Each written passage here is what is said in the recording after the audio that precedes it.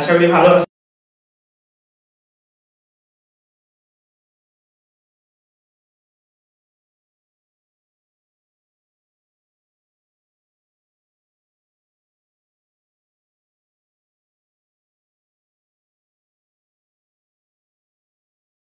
ভাইয়া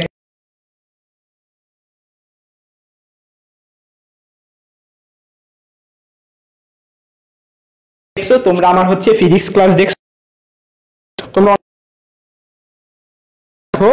পড়িয়েছি কিন্তু ওকে একেবারে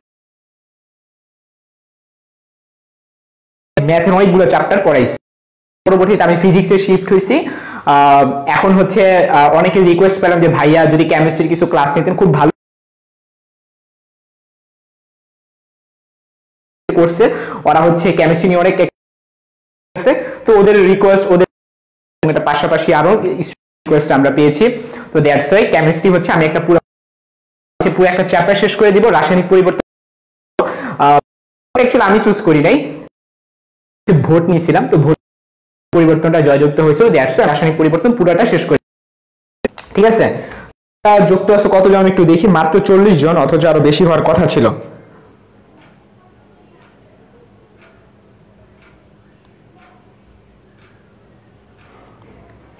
আচ্ছা, আটকায় যেতেছে, এটা খুব সম্ভবত একটুখানি এররটা হবে না, এটা আটকে যাওয়ার কথা না। এটা ঠিক হয়ে যাবে, আটকে যাওয়ার এটা প্রবলেমটা থাকার কথা না। তোমরা একটা মিনিট ওয়েট করো, এটা অটোমেটিক ঠিক হয়ে যাবে, খুব সম্ভবত এটা অটোমেটিক ঠিক হয়ে যাবে আটকে যাওয়ার প্রবলেমটা। এখন বলো ঠিক আছে কিনা, এটা অটোমেটিক হচ্ছে, আটকে যাওয়ার প্রবলেমটা আমার হাতের উপর ছিল না আর কি। তো সবাই একটুখানি বললো যে এখন আটকাচ্ছি কিনা, এখন আটকানোর কথা না।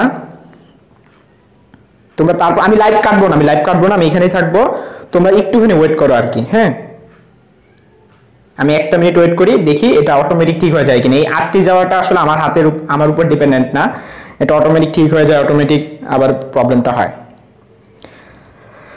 আচ্ছা,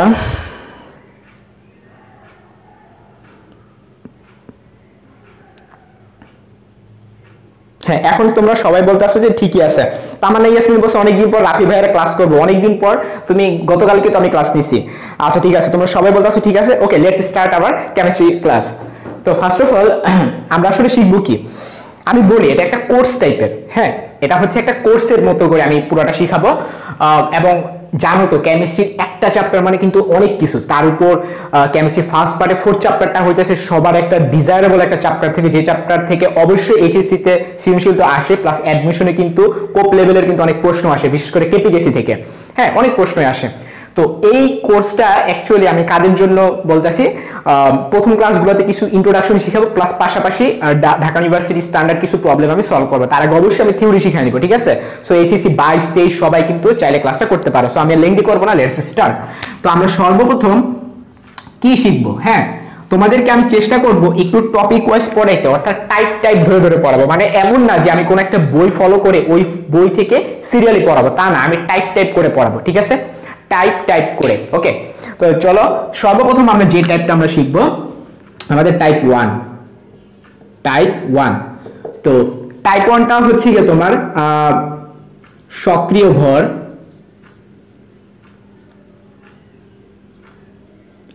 সাম্যাঙ্ক, কেপিকেসি, এটা হচ্ছে আমাদের টাইপ 1, ঠিক আছে?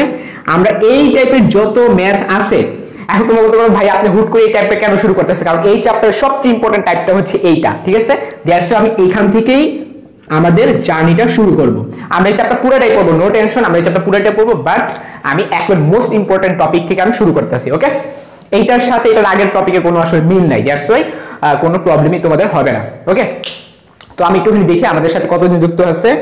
আমাদের সাথে 52 জন যুক্ত আছে, খুবই কম। গতকালকে ক্লাসটাতে কিন্তু প্রায় 150-র কাছাকাছি স্টুডেন্ট কিন্তু আমাদের যুক্ত ছিল, প্রায় 150-র কাছাকাছি। ওকে, আচ্ছা যাই হোক, তোমরা যতজনই থাকো আমরা ক্লাস করব।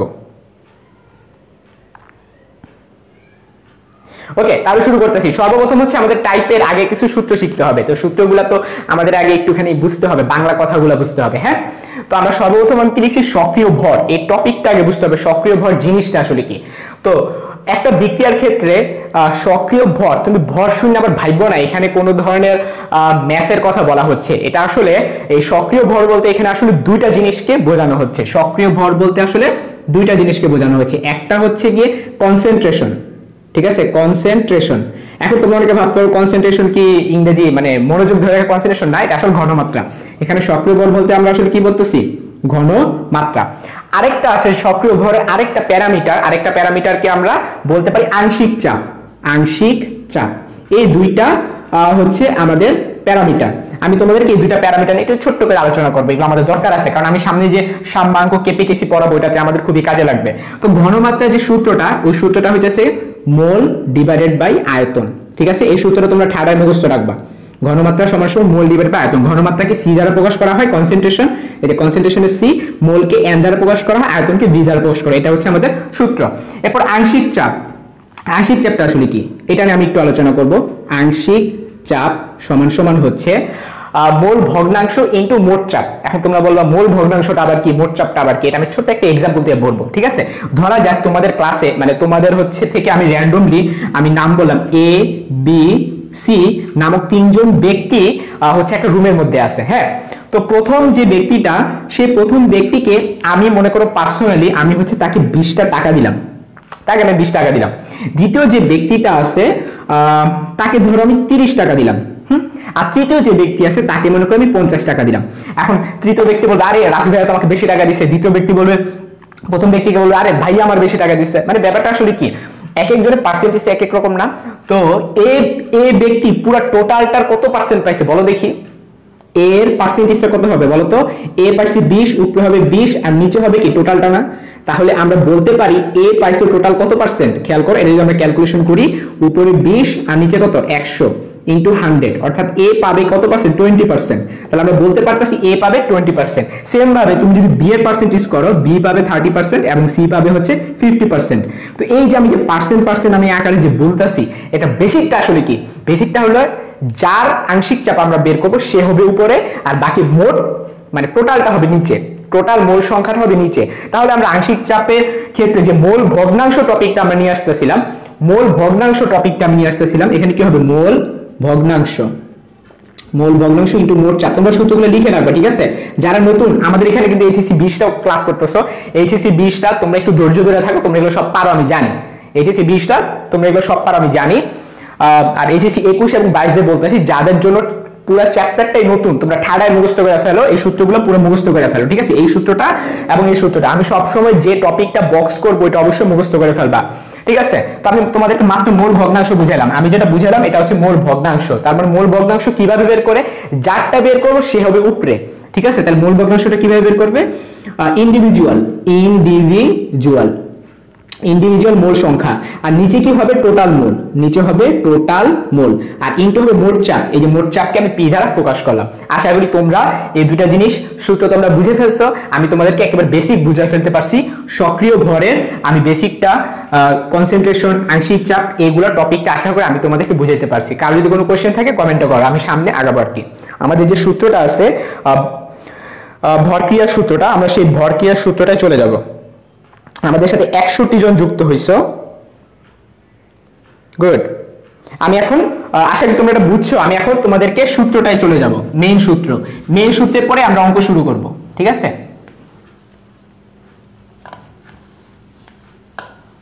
তো আমি তোমাদেরকে বইয়ের ভাষায় সূত্রটা শিখাতে যাচ্ছি, ওকে। তোমাদেরকে প্রত্যেকটা শব্দ ধরে ধরে আমি শিখাবো। ভরক্রিয়ার সূত্র,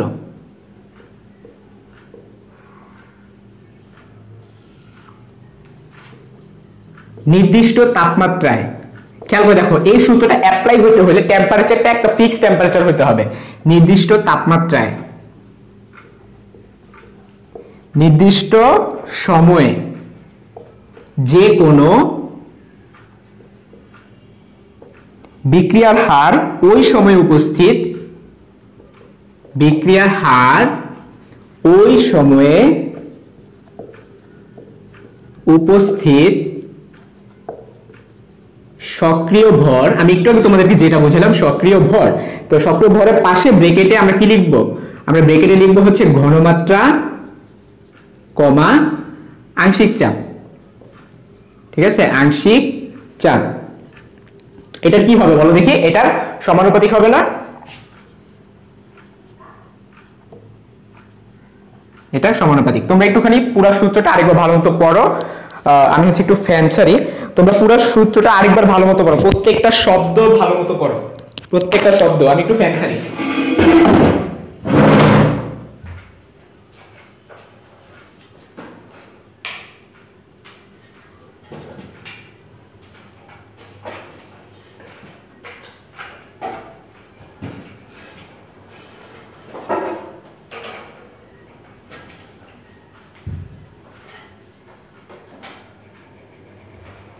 ওকে, আমার ফ্যান ছাড়া হয়ে গেছে।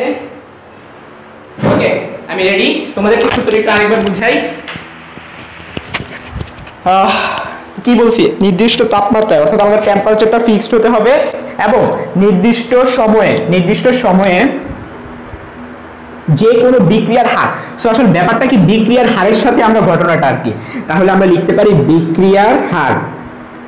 বিক্রিয়ার হারটা কি, ওই সময় উপস্থিত সক্রিয় ভরের সমানুপাতিক। এখন সক্রিয় ভরকে আমি তোমাদেরকে একটু আগে অ্যানালাইসিস করছি।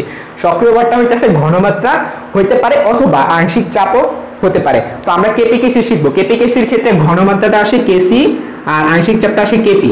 তোমাদেরকে একটু পরে আমি এটা বুঝাবো আর কি, পুরো থিওরি আকারে বুঝাবো। তো তাহলে বিক্রিয়ার হার প্রপোর্শনাল টু ঘনমাত্রা, এটা হইতে পারে, অথবা বিক্রিয়ার হার প্রপোর্শনাল টু কি হবে, আংশিক চাপ। এখন তোমাদের একটা প্রশ্ন যে ভাইয়া যদি একাধিক বিক্রিয়ক থাকে অথবা একাধিক উৎপাদ থাকে তখন ভাইয়া কিভাবে করব, আমি একটু এক্সাম্পল দিয়ে দেখাচ্ছি। ধরা যাক এই একটা বিক্রিয়া এ প্লাস বিবি, এটা একটা উভয়মুখী বিক্রিয়া এল প্লাস এম। এখন তুমি প্রশ্ন করলা এটার ক্ষেত্রে আমি কি লিখবো। তো ফার্স্ট অফ অল এই বিক্রিয়ার হারটা যে আমরা লিখতেছি এটা কিন্তু দুই ভাবে ব্যাখ্যাটা আমি দিতে পারি। একটা হচ্ছে ঘনমাত্রা দিয়ে একটা ব্যাখ্যা দেওয়া যায়, আর একটা হলো আংশিক চাপ দিয়ে ব্যাখ্যা দেওয়া যায়। হ্যাঁ, আমি তোমাদেরকে দুইটাই ব্যাখ্যা দিব, ঠিক আছে। তার আগে তোমাদেরকে বিক্রিয়ার হার জিনিসটা বোঝা লাগবে। এই জিনিসটা কি সেটা আগে বোঝা লাগবে না, এটা জাস্ট একটা স্পিড, হার একটা বিক্রিয়া কত স্পিডে হচ্ছে, দ্যাট ইজ কল্ড বিক্রিয়ার হার। তো বিক্রিয়ার হারকে আমরা রেট মানে আর দ্বারা প্রকাশ করে থাকি, ঠিক আছে। তো এই একটা বিক্রিয়া তোমাকে দিয়ে দিলাম। এখন যদি তোমাকে বলি বলো তো এই বিক্রিয়ার ক্ষেত্রে আমি এটাকে কিভাবে লিখবো, খুব সিম্পল। দেখো বিক্রিয়ার হার মানে কি আর, হ্যাঁ। তো এই যে বিক্রিয়াটা সামনের দিকে যাচ্ছে এটা কি ফরওয়ার্ড না, সামনের দিকে গেলে সেটাকে আমরা সম্মুখমুখী বলে থাকি, আর পিছনের দিকে গেলে সেটা ব্যাকওয়ার্ড। তাহলে এখানে আমাদের দুই ধরনের ঘটনা ঘটতেছে, একটা ফরওয়ার্ড রিঅ্যাকশন আর একটা ব্যাকওয়ার্ড রিঅ্যাকশন। তো ফরওয়ার্ড রিঅ্যাকশনের যে গতিবেগ বা বিক্রিয়ার হার আমি কি প্রকাশ করলাম, আর এফ মানে কি, ফরওয়ার্ড রিঅ্যাকশনের বেগটা, ঠিক আছে। আচ্ছা, এটা কিসের সমানুপাতিক হবে বলো দেখি, এটা সমানুপাতিক হবে ঘনমাত্রার সমানুপাতিক। এখন কোন ঘনমাত্রা, আমরা তো ফরওয়ার্ডেরটা করতেছি, এই যে বাম থেকে ডানে ফরওয়ার্ড, তাইলে এটারটা হবে না, মানে যেখান থেকে যেখানে যাচ্ছে সেইটার সমানুপাতিক। খুবই সিম্পল একটা ব্যাপার। তুমি মনে করো এক গ্লাস পানিতে তুমি আধা প্যাকেট তুমি ট্যাঙ্ক ঢাললা, ঠিক আছে। এখন ওটা তুমি খাইলা, আবার আরেকটা এক গ্লাস পানিতে তুমি পুরো এক প্যাকেট ট্যাঙ্ক ঢাললা। এখন তুমি বলো কোনটা তোমাকে বেশি টক মনে হবে। অবশ্যই যেই ট্যাঙ্ক যেখানে তুমি পুরো এক প্যাকেট ঢেলে দিছো। এটার মিনিংটা কি, এটা মিনিংটা হচ্ছে তুমি ট্যাঙ্ক যত বেশি দিচ্ছ তোমার ঘনমাত্রা তত বেশি হচ্ছে। তো ঘনমাত্রা বেশি যে হইতেছে এটা কি তোমার টক লাগার সাথে কি সমানুপাতিক সম্পর্ক না, তুমি যত বেশি ট্যাঙ্ক দিবে তোমার তত বেশি টক লাগবে। ব্যাপারটা এইটাই, ব্যাপারটা এইরকমই আর কি, যে ফরওয়ার্ড রিঅ্যাকশনের ক্ষেত্রে এটা রেটটা কার উপর ডিপেন্ডেন্ট, এটা রেটটা ডিপেন্ডেন্ট হচ্ছে ঘনমাত্রার উপর। কার ঘনমাত্রা, বিক্রিয়কের ঘনমাত্রা। সো আমরা এই ক্ষেত্রে বলতে পারি বড় হাতের এ এটার ঘনমাত্রা। এই যে দেখো থার্ড ব্র্যাকেট দ্বারা ঘনমাত্রা বোঝা, সবসময় মাথায় রাখবা। আমি থার্ড ব্র্যাকেট লেখা মানেই এ এর ঘনমাত্রা, ঠিক আছে। আচ্ছা, এটার উপর তো ডিপেন্ডেন্ট, আবার পাশাপাশি কি বি এর উপরও ডিপেন্ডেন্ট না। এটা কি শুধু এর উপর ডিপেন্ডেন্ট না, দুইটার উপরই ডিপেন্ডেন্ট। তাহলে আমরা পাশে কি লিখবো, বিও লিখবো, ঠিক আছে। এটা ফরওয়ার্ড রিঅ্যাকশনের জন্য। এরপরে এই যে প্রপোর্শনাল জিনিসটা আমাদের উঠায় ফেলতে হবে। প্রপোর্শনাল কিভাবে উঠায়, এটা কনস্ট্যান্ট এনে না, এটা তোমরা সবাই পারো, ক্লাস 9 থেকে শিখছো। সো আমরা বলতে পারি আর F is equal to K one A into B, ঠিক আছে, এটা আমি 1 নং সমীকরণ রেখে দিলাম। এরপরে ব্যাকওয়ার্ড রিঅ্যাকশন, পিছনের দিকে যেটা যাচ্ছে এটা কি ব্যাকওয়ার্ড না, এখন এইখান থেকে এখানে হবে। তো এখান থেকে যদি এখানে হয় তাহলে আমরা কি লিখবো, আর বি প্রপোর্শনাল টু, এটা কার প্রপোর্শনাল, অবশ্যই এল এবং এম এর। এটা কারণ কি, এটা ডান থেকে বামে যাচ্ছে, তো আমি তোমাকে একটু আগে বলছি যেখান থেকে যাবে তার প্রপোর্শনাল। তাহলে এল এর থেকে যাচ্ছে, তাহলে এল এর প্রপোর্শনাল হবে এবং এম এর প্রপোর্শনাল হবে। একটা জিনিস মনে রাখতে হবে, এটা কিন্তু গুণ আকারে আছে, ঠিক আছে, এটা রুল, ঠিক আছে। আচ্ছা, এটা লেখা আছে এই তোমাদের বই যদি পড়ো, বই সুন্দর করে লেখা আছে যে এই যে সূত্রটা দেওয়া আছে, সূত্রের নিচের লাইনে লেখা আছে যদি একাধিক বিক্রিয়ক অথবা একাধিক উৎপাদ থাকে তখন তাদের গুণফলের সমানুপাতিক, এটা বই স্পষ্টভাবে লেখা আছে, ঠিক আছে, এর জন্য গুণফলের সমানুপাতিক হয়েছে। তাহলে আমরা এখান থেকে কি লিখতে পারি, আর ব্যাকওয়ার্ড সমান সমান এল আছে না, এখানটাতে এল লিখবা, এখানটাতে এম লিখবা, আর আমি যেহেতু প্রপোর্শনাল এটা উঠাই ফেলতেছি, সো আমাদেরকে নতুন একটা কনস্ট্যান্ট আনতে হবে, ওই কনস্ট্যান্টটাকে আমি K2 নাম দিলাম, ঠিক আছে। তো আমি একটুখানি দেখি তোমাদের কমেন্ট সবকিছু ঠিক আছে কিনা, তোমরা বুঝতেছো কিনা। আমাদের সাথে 57 জন যুক্ত হয়েছে।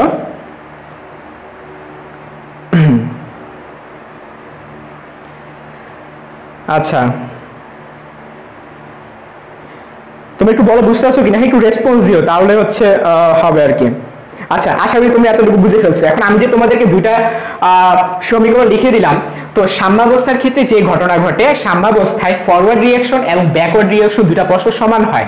সাম্যাবস্থার সংজ্ঞাই তো এইটা যে ভাই এখান থেকে যে স্পিডে যাচ্ছে এটাও সেম স্পিডে ব্যাক করবে। তাহলে আমরা বলতে পারি 1 ও 2 এর বাম পাশ সমান। তো বাম পাশ যদি সমান হয় তাহলে আমরা বলতে পারি ডান পাশও সমান হবে। তাহলে আমরা বলতে পারি আর এফ এবং আর বি সমান, পাশে লেখা দিবা সাম্যাবস্থায়, ঠিক আছে।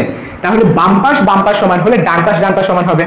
তাহলে আমরা এখান থেকে কি লিখতে পারি, K1 A ইন্টু বি সমান সমান কি হবে, K2 L ইন্টু M, ওকে, বা এই কনস্ট্যান্টটাকে আমি বামে নিয়ে আসবো।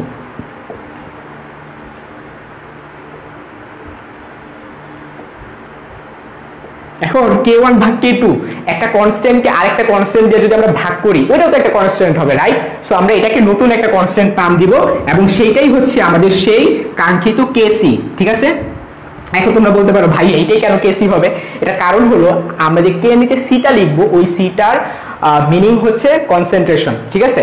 তার মানে হলো এটাও একটা কনস্ট্যান্ট, একটা কনস্ট্যান্টকে আরেকটা কনস্ট্যান্ট দিয়ে ভাগ করলে নতুন একটা কনস্ট্যান্ট পাওয়া যায়। তাহলে কি হবে, L M divided by A B, শেষ। এটা হচ্ছে আমাদের সূত্র, KC এর আমরা সূত্র বের করে ফেললাম। এখন ঘটনাটা হচ্ছে অন্যরকম, এটা হচ্ছে নরমালি যদি কোনো বিক্রিয়া হয়ে থাকে, নরমালি বিক্রিয়া অর্থাৎ আগে যদি কোনো ধরনের মোল সংখ্যা না দেওয়া থাকে, আমার কথা ক্লিয়ার, অর্থাৎ আমি যেটা প্রমাণ করলাম এটা কোন বিক্রিয়ার জন্য, A প্লাস B যদি L প্লাস M হয় এইটার জন্য। বাট যদি আদি অবস্থায় বা প্রত্যেকটা যে উপাদান থাকবে উপাদান আগে যদি মোল সংখ্যা থাকে তাহলে আমরা এভাবে বলতে পারি মোল সংখ্যা থাকলে তখন কি হবে, তখন ওই যে তোমরা পড়ছিলে না কেমিস্ট্রি ফার্স্ট পার্টে যে সেকেন্ড চ্যাপ্টারটা তোমরা ছিল, তোমরা দ্রাব্যতা গুণফলের অঙ্কনা করতা, যে মোল সংখ্যা যেটা আগে থাকে সেটা পাওয়ারে চলে যায়, এটা না করছো, এটাও তো সেম, ওটাও তো ঘনমাত্রা ছিল, মনে পড়ছে, এখানেও সেম ঘটনাই ঘটবে। তো আমরা যে কাজটা করব, এর আগে ধরে নিলাম আমাদের মোল সংখ্যা ছোট হাতের A, ঠিক আছে। আচ্ছা, এটার জন্য আমি নিচে আরেকটা লিখি, হ্যাঁ, এর জন্য আমাদের মোল সংখ্যা ছোট হাতের A, বি এর জন্য আমাদের মোল সংখ্যা ছোট হাতের B, তারপরে L এর জন্য আমাদের মোল সংখ্যা ছোট হাতের L এবং M এর জন্য আমাদের মোল সংখ্যা ছোট হাতের M। এখন এইটার জন্য আমরা KC লিখবো। তো KC যদি আমরা লিখতে চাই তো রুলসটা কি হবে, চলে যাবে, খালি পাওয়ারে চলে যাবে, যেটা শিখছি এইটাই খালি পাওয়ারে চলে যাবে। তো L, এই যে L এর আগে পাওয়ারটা কি, ছোট হাতের L, এটা পাওয়ারে চলে যাবে। আর এখানে কি M এর আগে ছোট হাতের M লেখা, এটা পাওয়ারে চলে যাবে। আর এটাতে কি হবে, A, এটার আগে কত লেখা, ছোট হাতের A, এটা পাওয়ারে চলে যাবে, তারপরে B পাওয়ারে চলে যাবে। টানটানা শেষ, আমাদের KC শিখাই শেষ হয়ে গেল, আমাদের KC টোটালি শেষ। আসলে তোমাদেরকে আমি পুরোপুরি বুঝাইতে পারছি। আমি হচ্ছে এখন KC নিয়ে পুরো তামা করে ফেলবো। আজকে থাকো, দেখো আমি KC নিয়ে কত কিছু শেষ করি। KC শেষ করার পর যদি আমি সময় পাই তাহলে আমি KP তে যাব। আমি কোনো অগোছালোভাবে পড়াবো না, একটা ধরবো ওটা পুরোটা শেষ করব। তোমাদের বইগুলোতে হয় কি KC KP একসাথে দিয়ে শিখায়, পরে মিক্স আকারে টাকার অনেক কিছু দেয়, আমি ওভাবে শিখাবো না। আমি এই কেমিস্ট্রি যত ক্লাস করে নিব আমি প্রত্যেকটা সিস্টেমিক একটা ওয়েতে আমি আগাবো, ঠিক আছে? তো চলো আমরা কেসি নিয়ে একটু কাহিনী করব। তো কেসি নিয়ে কাহিনী করার আগে তোমাদেরকে একটু সাম আপ করে নেই। যে সাম আপটা হচ্ছে এরকম, আমরা পুরো ঘটনা যে ঘটাইছি এটা পুরোটা হচ্ছে কনসেন্ট্রেশন রিলেটেড, ঠিক আছে? পুরাটাই হচ্ছে ঘনমাত্রা রিলেটেড আমরা কাহিনীটা করছি। তো এখন আমরা কেসি রিলেটেড প্রবলেম আমরা সলভ করব। তো ঢাকা ইউনিভার্সিটি রিটেনে আসার মতো এমন প্রবলেম আমরা সলভ করব। আমি কয়েকটা বানায় রাখছি তোমাদের অবগতির জন্য, জানানো যাচ্ছে যে ঢাকা ইউনিভার্সিটিতে হয়েছে মাত্র 1 বছর রিটেন। সো 1 বছর রিটেন দিয়ে আমি কি প্রশ্ন তোমাদের সলভ করবো বলো? আমাকে তো প্রশ্ন বানাই নিতে হবে। সো আমি তোমাদের জন্য কিছু প্রশ্ন বানাইছি, আমি ওই প্রশ্নগুলাই এখন তোমাদেরকে সলভ করে দিব, ঠিক আছে? তো আমি একেবারে যেহেতু এই ক্লাসগুলো কিন্তু শুধুমাত্র এইচএসসি 20-21 জন্য না, 22 জন্য, দ্যাটস আমি একেবারে বেসিক লেভেল থেকে শুরু করতেছি, ঠিক আছে? রেডি? তো সর্বপ্রথম হচ্ছে আমরা প্রশ্নটা আসলে কি প্রশ্ন, মানে এটা ঢাকা ইউনিভার্সিটি রিটেনে আসার মতো একটা প্রশ্ন, সোজা তারপরও আসতে পারে।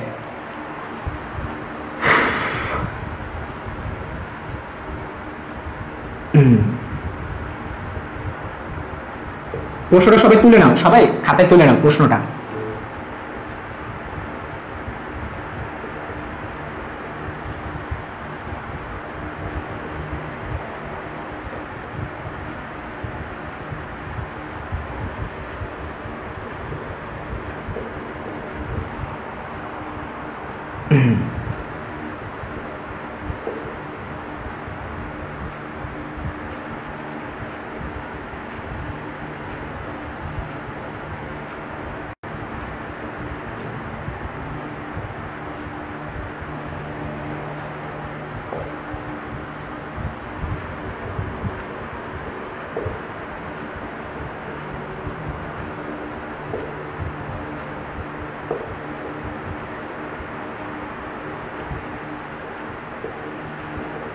এই হচ্ছে আমাদের প্রশ্ন।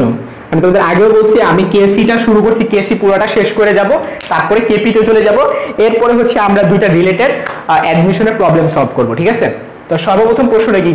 প্রশ্নটা হচ্ছে হাইড্রোজেন আয়োডাইড প্রস্তুতের ক্ষেত্রে। তো তোমাদেরকে আগে হাইড্রোজেন আয়োডাইড প্রস্তুতের বিক্রিয়াটা জানতে হবে।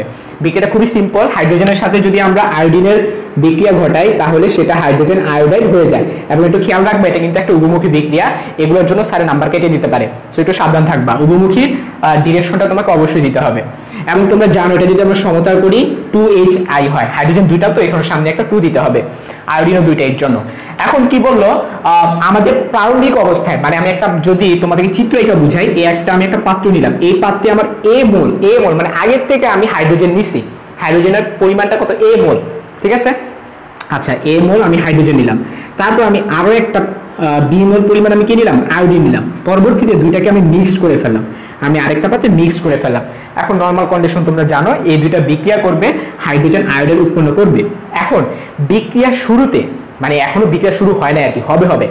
তো এইটা আমি মিক্স করা শুরু করতেছি, দেখো শুরু করতেছি, এখন মিক্সড হয় নাই, এইটাকে আমি নাম দিচ্ছি প্রারম্ভিক অবস্থা। কি নাম দিচ্ছি? প্রারম্ভিক অবস্থা। তো তোমরাই বলো প্রারম্ভিক অবস্থায় কি কোনো হাইড্রোজেন আয়োডাইড উৎপন্ন হয়েছে? হয় নাই, এখন তো বিক্রিয়া করে নাই, উৎপন্ন হবে কি, তাই না? আচ্ছা, তাহলে আমরা এইভাবে লিখতে পারি প্রারম্ভিক মোল সংখ্যা, ঠিক আছে? তো ইনিশিয়ালি, প্রারম্ভিক মানে ইনিশিয়ালি আমি A মোল পরিমাণ হাইড্রোজেন নিলাম, দেখো এটা নিচে লিখতে হবে, এটা নিচে লিখবা, হাইড্রোজেনের নিচে A লিখবা, এই যে হাইড্রোজেন হচ্ছে A, আর আয়োডিন কত? B, এই যে আয়োডিন নিচে B লিখবা, একটু সুন্দর হয়, নিচে লিখলে সবচেয়ে ভালো হয়, ঠিক আছে? B লিখবা। আচ্ছা, তো প্রারম্ভিক অবস্থায় কি কোনো হাইড্রোজেন আয়োডাইড উৎপন্ন হয়েছে? হয় নাই, তাহলে এটা কত হবে? 0, ওকে? আচ্ছা, তো পরবর্তীতে কি হবে? এটা তো মিক্স করে ফেললাম, এই যে দেখো এটার সাথে মিক্স হইতেছে, বিক্রিয়া হচ্ছে একটা সময় হয়ে সেটা সাম্যাবস্থায় উপনীত হবে। কি হবে? সাম্যাবস্থা। এটা তোমরা জানো, বিক্রিয়া হইতে মানে কি হবে? এটা থেকে এটা উৎপন্ন হবে, এটা থেকে উৎপন্ন, এটা থেকে এটা উৎপন্ন হতে হবে, এটা থেকে এটা উৎপন্ন, কিন্তু একটা সময় এসে দুইটার স্পিডটা সেম হয়ে যাবে। RF এবং RB, ওই যে RF RB দেখালাম না, ফরওয়ার্ড রিঅ্যাকশন আর হচ্ছে ব্যাকওয়ার্ড রিঅ্যাকশনের রেটটা সেম হয়ে যাবে, তখনই সাম্যাবস্থায় উপনীত হবে। তো সাম্যাবস্থায় উপনীত হচ্ছে, বিক্রিয়া কি আস্তে আস্তে কমতে থাকবে না? তোমরা তো জানো এই দুইটা আস্তে আস্তে কমতে থাকবে, এটা আস্তে আস্তে বাড়তে থাকবে, এটা কমন সেন্স না? তোমরা তো এটা শিখছিলে ক্লাস 9-10-এ, তোমরা শিখছো ক্লাস 9-10-এ, তোমরা একটা গ্রাফ শিখছিলে যে এইটা আস্তে আস্তে কমতে থাকে, এটা আস্তে আস্তে বাড়তে থাকে, পরে একসময় তারা সাম্যাবস্থায় উপনীত হয়। এটা কিন্তু ইন্টারের গ্রাফের জন্য বলতেছি না, এটা ক্লাস 9 10 এর গ্রাফ, যে আমাদের ফরওয়ার্ড রিঅ্যাকশনটা আস্তে আস্তে কমতে থাকে আর ব্যাকওয়ার্ড রিঅ্যাকশনটা আস্তে আস্তে বাড়তে থাকে, অর্থাৎ আমাদের বিক্রিয়কটা সবসময় কমে আর উৎপাদ সবসময় বাড়ে। ঠিক আছে, তো হইতে হইতে একটা সময় তো সাম্যাবস্থা এসে পড়বে। তো সাম্যাবস্থা যখন আসবে তখন কত পরিমাণ কমে গেল সেটা আমরা জানি না, কিন্তু আমরা এইটা বলতে পারি অয় যতখানি কমছে অয় ঠিক ততখানি কমবে। কেন? কারণ হাইড্রোজেনের আগে 1, কিছু লেখা নাই, কিছু না লেখা নাকি 1, তাহলে হাইড্রোজেন 1 মোল যদি হয়, আয়োডিনও তো 1 মোল, তাহলে ও যতখানি কন্ট্রিবিউট করবে আয়োডিনও তো ততখানি কন্ট্রিবিউট করবে, রাইট? যদি এখানে 2 থাকতো তাহলে এরকম হতো, হাইড্রোজেন যতখানি তো আয়োডিনকে তার ডাবল দিতে হইতো। আমার কথা clear? So everything is dependent on mole number. ঠিক আছে, সবকিছু মোল সংখ্যার উপর ডিপেন্ডেন্ট হচ্ছে। আচ্ছা, তাহলে আমরা কি বলতে পারি? যে আমরা বলতে পারি সাম্যাবস্থায় মোল সংখ্যা, সাম্যাবস্থায় মোল সংখ্যা তো কিছু পরিমাণ তো কমে গেছে, তাই না? আয়োডিন তো এবং হাইড্রোজেন তো কিছু পরিমাণ কমে গেছে, তো কতখানি কমছে আমি জানি না, আমি ধরে নিলাম আলফা অংশ কমে গেছে। কতটুকু ধরছি? আলফা। আলফা, তাহলে আমরা কি লিখতে পারি? এ থেকে আলফা পরিমাণ সে কমে গেল। ঠিক আছে, আমার বি থেকে কি আলফা পরিমাণ কমে যাবে না? আমি একটু আগে তোমাদের বলছি এইখানে সামনে 1 লেখা, এখানে সামনে 1 লেখা, এর জন্য সেম পরিমাণ কমে যাবে। যদি এখানে 2 লেখা থাকতো, যদি এখানে 2 লেখা থাকতো তাহলে আমি কি করতাম? এখানে 2 আলফা দিতাম। মনে থাকবে তো? এইখানে যা থাকবে ওই অনুযায়ী কমতে থাকবে, এখানে কিছু লেখা নাই তার মানে এখানেও কিছু আমরা লিখবো না। ওকে, আচ্ছা, এখন খেয়াল করে দেখো, এটা উৎপন্ন হতেছে 2 মোল, অর্থাৎ ডাবল। ও আলফা পরিমাণ চলে যাচ্ছে, ও আলফা পরিমাণ চলে যাচ্ছে, এখানে আলফা আলফা যোগ হবে না, এখানে আলফা আলফা যোগের ব্যাপার না, এটা ব্যাপারটা হলো মোলের ব্যাপার। এখানে আগে 1 লেখা, অর্থাৎ ও 1 অংশ চলে গেছে, ও 1 অংশ চলে গেছে। ঠিক আছে, আর ও লাভ করবে কত? 2 অংশ। তো 2 অংশ মানে কি 2 আলফা। আমার কথা কি ক্লিয়ার? আমি অংশ বলতে আলফা বুঝাচ্ছি বারবার। ঠিক আছে, এটা হবে 2 আলফা। এখন যদি এখানে যদি 3 থাকতো তাহলে এখানে কিন্তু 3 আলফা হতো। এখানে কিন্তু ব্যাপার কিন্তু এইটা না, এখান থেকে আলফা চলে গেছে, এখান থেকে আলফা চলে গেছে, এর জন্য আলফা আলফা যোগ করে 2 আলফা হয়েছে, ব্যাপারটা তা না। ব্যাপারটা তা না, ব্যাপারটা হচ্ছে এই 2 এর কারণে। এখানে তো 2 ছিল, এখানে তো বিক্রিয়া 2, এখানে যদি বিক্রিয়া যদি 3 হইতো আমি 3 লিখতাম। ক্লিয়ার? অনেক স্টুডেন্ট, আমি তো আগে স্টুডেন্ট পড়াইছি, আমি তো হচ্ছে অফলাইনে কেমিস্ট্রি পড়াই, এটা তোমরা জানো না। অনলাইনে তো আসলে অনেকগুলো সাবজেক্ট আমার প্রেশার পড়ে যায়, ফিজিক্স পড়াই, ম্যাথ পড়াই, তো কেমিস্ট্রিটা আর ধরা হয় নাই। বাট এখন তোমাদের রিকোয়েস্টে হচ্ছে কেমিস্ট্রির নতুন এই ক্লাসগুলো শুরু করতেছি। তো অফলাইনে আমি যে স্টুডেন্টগুলো পড়াইছি ম্যাক্সিমাম স্টুডেন্টরা দেখি ওরা ভাবে কি এখান থেকে আলফা চলে গেছে, এখান থেকে আলফা চলে গেছে, তাহলে এখানে 2 আলফা হবে। না ভাই, এইটা লজিক না। আমাদের রুলস হইতাছে মোল অনুযায়ী চেঞ্জ হবে। তাহলে এখানে আমরা কি লিখতে পারি? এখানে আমরা লিখতে পারি 2 আলফা। গেল, সাম্যাবস্থা আমাদের মোল সংখ্যা হয়ে গেল, অর্থাৎ এখানে যা যা ছিল ওরা কি মিক্সড হয়ে গেল, মিক্সড আর বিক্রিয়া করতেছে না, এরা সাম্যাবস্থায় উপনীত হয়ে গেছে। আচ্ছা, এখন আমাদের কাজ কিন্তু ছিল ঘনমাত্রা রিলেটেড। আমি এখানে একটা দাগ দিয়ে দিলে সবচেয়ে ভালো হয়। ঠিক আছে, মানে তোমাদের সহজভাবে বোঝানোর জন্য আর কি। হ্যাঁ, পরীক্ষা হলে তোমরা দাগ দেওয়ার প্রয়োজন নাই। ঠিক আছে, দেখো প্রারম্ভিক অবস্থায় মোল সংখ্যা a b 0 আর সাম্যাবস্থা কত? a - alpha b - alpha 2 alpha. এখন আমাদের তো ঘনমাত্রা বের করতে হবে, এবং ঘনমাত্রা সূত্র একটু আগে তোমাদের লেখা দিয়েছি, মোল ডিভাইডেড বাই আয়তন। তাহলে আমরা কি লিখবো? সাম্যাবস্থায় ঘনমাত্রা। তো ঘনমাত্রার রুলসটা আসলে কি? যে এটাকে আয়তন দিয়ে আমরা ভাগ করে দিব, এটাকেও আমরা আয়তন দিয়ে ভাগ করে দিব, এটাকেও আমরা আয়তন দিয়ে ভাগ করে দিব। আমার কথা ক্লিয়ার? আশা করি এটা বুঝতে পারছো। তারপর আমরা করবোটা কি? আমরা একটু আগে রুলসটা শিখছি। রুলসটা হচ্ছে কেসি সমান সমান উৎপাদের যে ঘনমাত্রাগুলো ছিল না ওগুলো আমরা জাস্ট গুণ করে দিব, উৎপাদের ঘনমাত্রাগুলো আমরা গুণ করে দিব, আর নিচে কি হবে? বিক্রিয়কের ঘনমাত্রা। একটু আগে আমরা পড়লাম কেসি সমান সমান l whole to the power l into m whole to the power m divided by a whole to the power a into b whole to the power b। এখানে বুঝতে পারছো তো? l m হলো উৎপাদ আর a b হচ্ছে বিক্রিয়ক। ঠিক আছে, তাহলে আমাদের দেখতে হবে মোলের দিকে আগে তাকাইতে হবে, এটা প্রথম পয়েন্ট। আর দ্বিতীয় পয়েন্ট হচ্ছে আমাদেরকে বিক্রিয়ক কোনটা উৎপাদ কোনটা এগুলোর দিকে তাকাইতে হবে। তো খেয়াল করে দেখো, আমাদের এখানে উৎপাদ নিয়ে আগে আমরা কাজ করি, তাই না? কেসির ক্ষেত্রে কি হয়? এই যে কেসি সমান সমান উপরে হয় উৎপাদ, তো আমাদের উৎপাদের কত? 2hi। তার মানে আমাদের দেখতে হবে উৎপাদের আগে ঘনমাত্রা কত সেটা দেখতে হবে। উৎপাদের ঘনমাত্রা হচ্ছে 2 আলফা ডিভাইডেড বাই v। এরপরে বলছিলাম এটা তো ঘনমাত্রা, এখন ঘনমাত্রার রূপে কি হয়? যে পাওয়ারটা হয়, ওই যে l whole to the power l ছিল, ওখানে তো 2টা যৌগ ছিল, এখানে 2টা যৌগ ছিল, এখানে তো একটা। হ্যাঁ, একটা দেখে আমরা একটাই লিখবো। ওকে, তাহলে হোল টু দা পাওয়ার কত হবে? এই যে মোল সংখ্যা কত লেখা? 2 লেখা না, তাহলে এখানে কি হবে? একটা স্কয়ার হবে। আশা করি বুঝতে পারছো। ডিভাইডেড বাই বিক্রিয়কের যে ঘনমাত্রা হোল টু দা পাওয়ার হবে যে মোল সংখ্যাটা। তো আমাদের প্রথম বিক্রিয়ক কোনটা? হাইড্রোজেন। তো হাইড্রোজেনের মোল সংখ্যা কত? a minus alpha divided by V, এবং উপরে কত হবে 1 হবে। কেন 1 হবে? এই যে হাইড্রোজেন আগে কিছুই লেখা নাই, কিছু লেখা নাই দেখো 1 হবে। অনুরূপভাবে আয়োডিনটাও করো, আয়োডিন কত? এই যে এত b minus alpha divided by V whole to the power 1 হবে। আশা করি এতটুকু বুঝছি। এখন জাস্ট ক্যালকুলেশন। তো 2 আলফা ডিভাইড বাই ভি, এটাকে যদি আমরা স্কয়ার করি কি হবে? 4 alpha square divided by V square. আর এটাকে যদি আমরা করি a minus alpha b minus alpha গুণ হয়ে যাবে, ঠিক আছে? a minus alpha into b minus alpha, নিচে কি হবে? v স্কয়ার হয়ে যাবে। এখানে v স্কয়ার কাটাকাটি গেল, কাটাকাটি গেলে আমাদের আনসারটা বের হয়ে গেল। সো আমাদের আনসার হবে 4 alpha square divided by a minus alpha into b minus alpha. এটাই হচ্ছে আমাদের আনসার। সো ঢাকা ইউনিভার্সিটি রিটেনে এই প্রশ্নটা দিয়ে দিতে পারে। তোমরা কে বুঝো নাই একটু কমেন্টে আমাকে বলো, আমি দরকার হলে আরেকবার রিপিট করব। কে কে বুঝছো, কে কে বুঝো নাই, কে কে বুঝছো, কে কে বুঝো না একটু দ্রুত বলো। আচ্ছা, মারজান সাবি বলছে ভাই এই প্রথম আপনার কেমিস্ট্রি ক্লাস করতেছি। হ্যাঁ।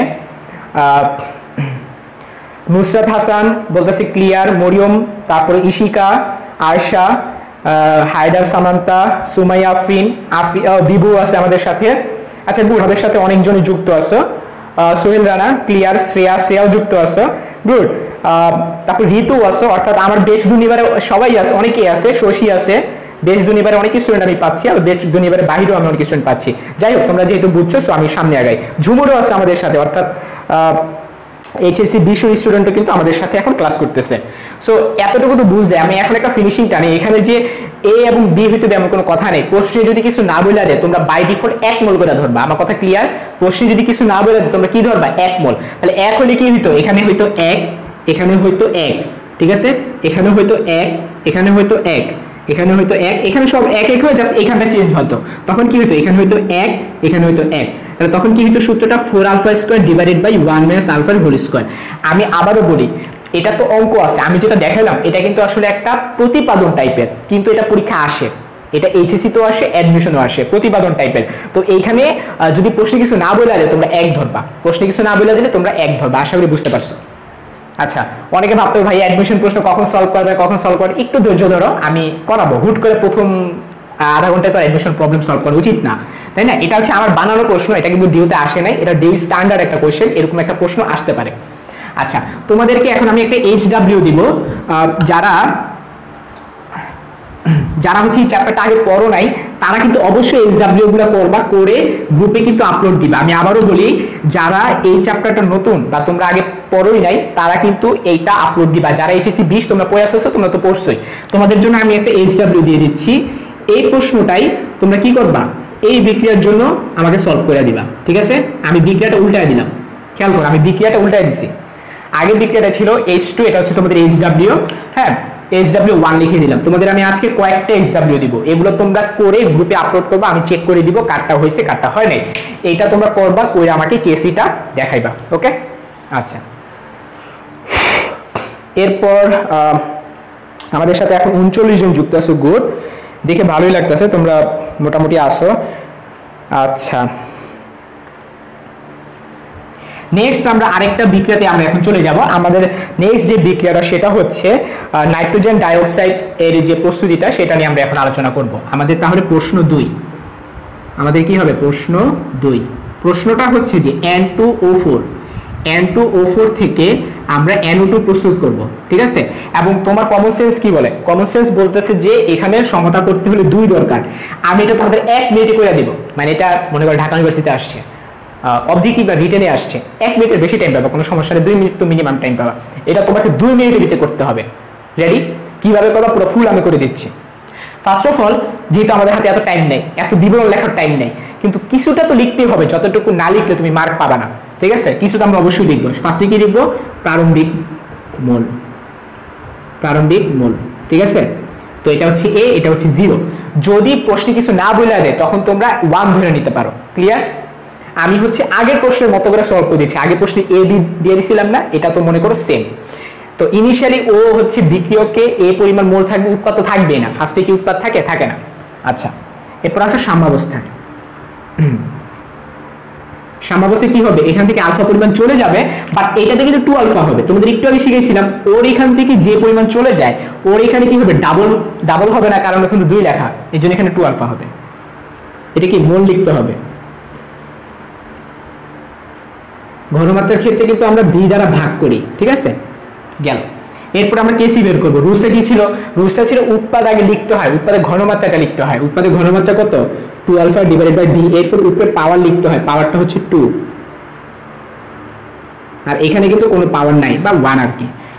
সো এটা কত পিচ্ছে একটা অঙ্ক দেখছো?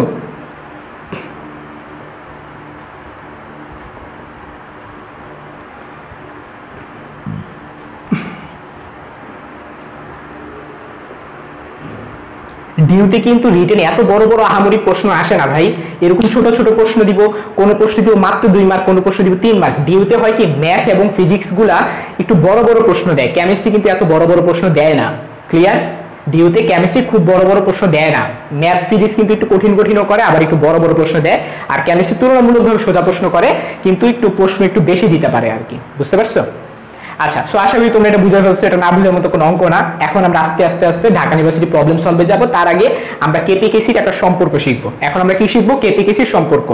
তো কেপিকেসির সম্পর্কে যে প্রমাণটা, এই প্রমাণটা আসার সম্ভাবনা কম, এইচএসসির জন্য আসার সম্ভাবনা কম। কিন্তু যেহেতু এই চ্যাপ্টারটাতে কোনো প্রমাণই নাই, এই চ্যাপ্টারটা ধরা যায় কোনো প্রমাণই নাই, যদি এই চ্যাপ্টার থেকে কোনো ধরনের প্রমাণ আসে ডিউতে, কোনটা আসবে আমি তোমাদের বলে দিচ্ছি। আমি তোমাদেরকে প্রশ্ন আকারে লিখে দিচ্ছি। এটা তো ছিল প্রশ্ন 2, আমি এখন তোমাদেরকে সলভ করাবো প্রশ্ন 3।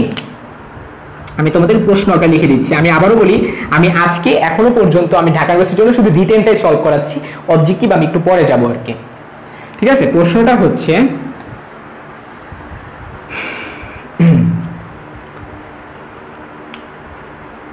উৎপাদ ও বিক্রিয়কের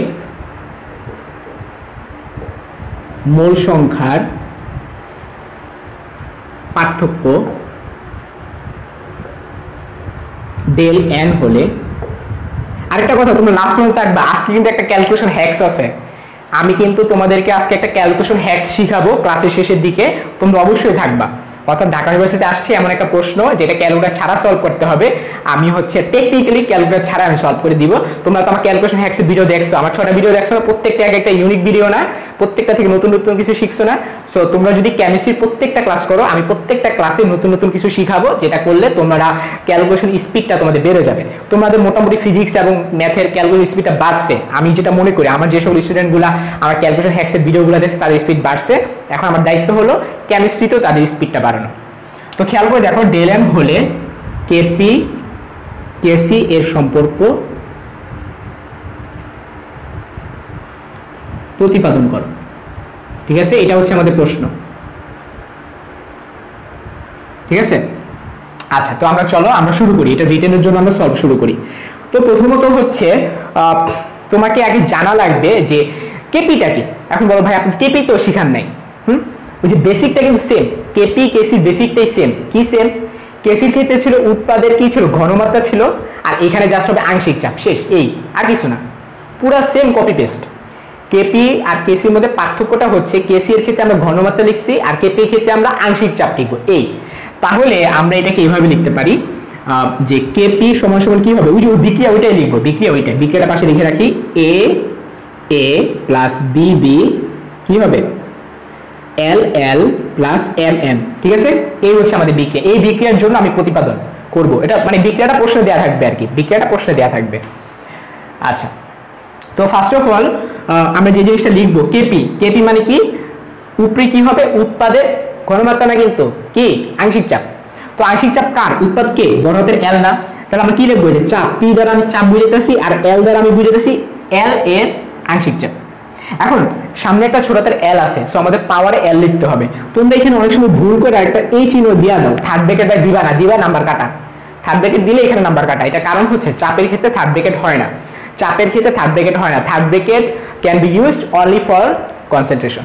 ঠিক আছে, আচ্ছা, তারপর গুণ কি হবে? এম, এম এর চাপ হবে, তাই না? এম এর আংশিক চাপ, উপরে কি হবে? ছোট হাতের এম। গেল, উৎপাদ শেষ। এরপরে আসো বিক্রিয়ক,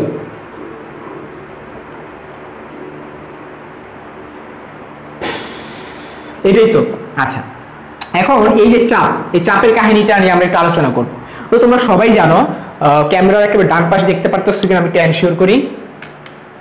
একটু চাপাই দিলাম। দেখো আমরা সবাই জানি P V equal to N R T, ঠিক কিনা?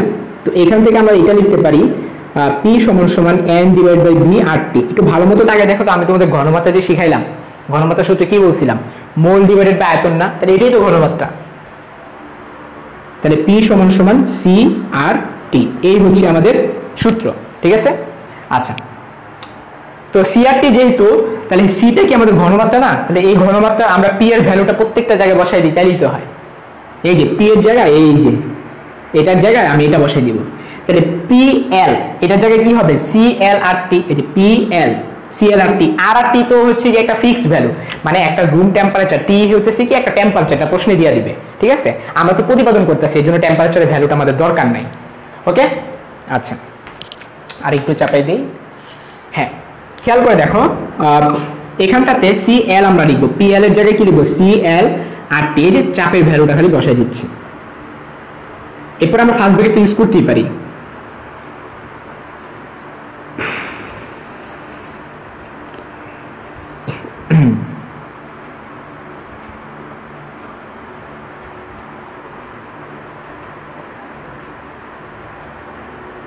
এইটা এখন খেয়াল করে দেখো, সবগুলোর মধ্যে আরটি কিন্তু কমন, আরটি কিন্তু সবগুলোতে আছে। তাহলে আমরা আলাদা করে ফেলি। হ্যাঁ, আমরা কিভাবে কি আলাদা করতে পারি? আমরা সি এল, এই যে C L whole to the power আমরা এল লিখতে পারি, তারপরে C M whole to the power M লিখতে পারি। এখানে কি লিখতে পারি? সি এ, আচ্ছা যাকে আলাদা করবো ওটাকে পাশে লিখবো আর কি, আরটি হোল টু দা পাওয়ার। এখানে দেখো এল আর এখানে কত? এম। আমরা যদি গুণ আকারে আছে, গুণ আকারে থাকলে পাওয়ারে পাওয়ারে যোগ হয়, তাহলে উপরে কি হবে? যোগ হবে, এল প্লাস এম। নিচেও সেম ঘটনা, এখানে পাওয়ারে পাওয়ারে কি হবে? যোগ হবে। এটা কি কেসি না? আমরা একটু আগে শিখলাম এটা কেসি, আর বাম পাশে কি? কেপি। তাহলে কেপি কি হবে? কেসি ইনটু এটা কি RT whole to the power del M না? এখন তোমরা বলবা ভাই এটা কি বলতেছেন, এত তাড়াতাড়ি শর্টকাটে কি পড়াইতেছেন? খুব ইজি। ডেল এন মানে কি? পড়ো। ডেল এন হইতেছে উৎপাদ ও বিক্রিয়কের মোল সংখ্যা। খেয়াল করে দেখো, এই যে এল প্লাস এম আর এখানে এ প্লাস বি, আমরা কি জানি? ভাগ থাকলে পাওয়ারে পাওয়ারে বিয়োগ হয়, তাহলে কি হবে? এল প্লাস এম মাইনাস এ প্লাস বি, এটাই তো হবে। আর এখানে কি হবে? আরটি হোল টু দা পাওয়ার, তাই না?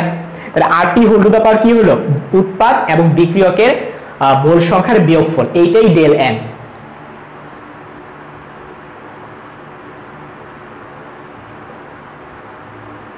শেষ, এটাই আমাদের আনসার।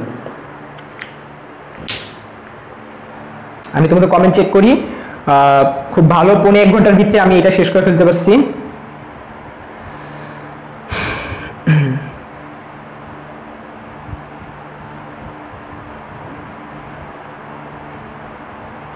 আচ্ছা গুড, তোমরা এখনো 37 জনই তোমরা যুক্ত আছো, 38 জন তোমরা যুক্ত আছো। আচ্ছা, লাস্টের লাইনটা একটু আরেকবার রিপিট করতে বলতেছো। হচ্ছে আমি লাস্টের লাইনটা আরেকবার রিপিট করি, তার আগে ক্যামেরাটা একটুখানি আমি নিচের দিকে একটুখানি নিয়ে যাই, কারণ এত উপরের দিকে আমাদের প্রয়োজন নাই। ওকে, সো ইউ হ্যাভ আস্কড, তোমরা বলতেছো লাস্টের লাইনটা একটু আরেকবার বুঝিয়ে দিতে। খেয়াল করে দেখো, এই পার্টটুকু আমি আলাদা করছি যাতে আমি কেসি পার্টটুকু আলাদা লিখতে পারি। আমি আবারও বলি, কেপির সাথে আমি কেসি এর একটা রিলেশন আমি ক্রিয়েট করতে চাচ্ছি, তো এই জন্য কেসির যে পার্টটুকু আছে আমি আলাদা করব। তো এইখানে প্রত্যেকটাতে খেয়াল করে দেখো ঘনমাত্রা আছে, প্রত্যেকটাতে কি আছে? ঘনমাত্রা আছে। আমি ঘনমাত্রাগুলোকে আলাদা লিখছি। এই দেখো C L whole to the power L, C M whole to the power M, তারপরে C A whole to the power A এবং C B whole to the power B. এটাকে আমি আলাদা রাখার পর আরটি এর উপর পাওয়ার কত থাকে সেটা আমি ক্যালকুলেট করছি। এখানে আরটি এর উপর পাওয়ার হচ্ছে এল আর এখানে হচ্ছে এম, তো এটা গুণ আছে, গুণ থাকলে পাওয়ারে পাওয়ারে যোগ হয়, তাহলে উপরে হবে এল প্লাস এম, নিচেও সেম অবস্থা এ প্লাস বি হবে। আবার আমরা এটাও জানি ভাগ থাকলে পাওয়ারে পাওয়ারে বিয়োগ হয়, তো আরটির উপরে কি? এল প্লাস এম, আর নিচে কি? এ প্লাস বি, তাহলে এটা বিয়োগ করলে কি হবে? এল প্লাস এম মাইনাস এ প্লাস বি। এল প্লাস এম মানে কি? একটু খেয়াল করে দেখো, এল প্লাস এম মানে হচ্ছে আমাদের উৎপাদের মোল সংখ্যা। এল প্লাস এম মানে কি? উৎপাদের মোল সংখ্যা। আর এ প্লাস বি মানে কি? এ প্লাস বি মানে কি? আমাদের বিক্রিয়কের মোল সংখ্যা। তার মানে ব্যাপারটা হচ্ছে এরকম, তোমাদের ছোট্ট একটা এক্সাম্পল দিই। Suppose H2 N2 plus 3H2 2NH3। তোমাদের যদি বলি, বলো তো এখানে ডেল এন এর মান কত? খুবই ইজি, খুবই ইজি। তোমরা কি করবা, উৎপাদের মোল সংখ্যাটা তোমরা গণনা করবা। আমাদের এখানে উৎপাদের মোল সংখ্যা কত, 2 না, তাহলে আগে 2 লিখবা। তারপর বিক্রিয়কের মোল সংখ্যা গণনা করবা। এখানে বিক্রিয়কের মোল সংখ্যা কত, এখানে 1 আর এখানে 3, কত হলো 4, তাহলে তোমরা 4 লিখবে, এরপর একটা মাইনাস করে দিবা, শেষ। ঠিক আছে, সো আমরা তাহলে সিদ্ধান্তে উপনীত হতে পারলাম যে ডেল এন মানে হচ্ছে উৎপাদের মোল সংখ্যা মাইনাস বিক্রিয়কের মোল সংখ্যা। এখানে আমি এইটাই করছি, দেখো উৎপাদ ছিল কি এল প্লাস এম না, এই যে উৎপাদের মোল সংখ্যা মাইনাস বিক্রিয়কের মোল সংখ্যা, এইটাই আমাদের ডেল এন। এই যে প্রশ্ন বলে দিছে উৎপাদ ও বিক্রিয়কের মোল সংখ্যার পার্থক্যটা হচ্ছে ডেল এন। সো আমি লাস্ট লাইনে কি করছি, এটা হলো কেসি, কেসিটা আমি লিখলাম, আর এখানে RT to the power del N. আশা করি যে প্রশ্নটা করছো ভাই আরেকবার বুঝাই দেন, তোমাদেরকে আমি বুঝাই দিতে পারছি। আমি হচ্ছে এখন অ্যাডমিশন প্রবলেমের চলে যাব আর কি। ঠিক আছে, তোমাদের সর্বপ্রথম দেখি ঢাকা ইউনিভার্সিটির প্রশ্ন পাই কিনা।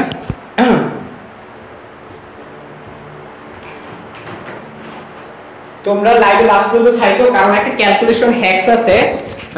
তোমরা তো জানোই যে ঢাকা ইউনিভার্সিটির সবচেয়ে বড় শত্রু হচ্ছে তোমাদের ক্যালকুলেশন।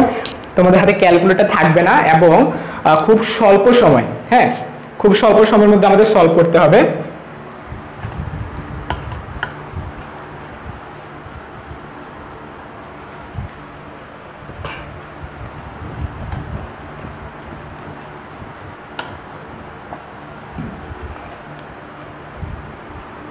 আচ্ছা চলো আমরা তাহলে শুরু করি। দেখি সর্বপ্রথম কোন প্রশ্নটা তোমাদের জন্য আমি রাখছি। সূত্রটা মুখস্থ রাখবা, কেপি সমান সমান KC whole to the RT whole to the power del N. এই সূত্রটা তোমরা অবশ্যই অবশ্যই মুখস্থ রাখবা।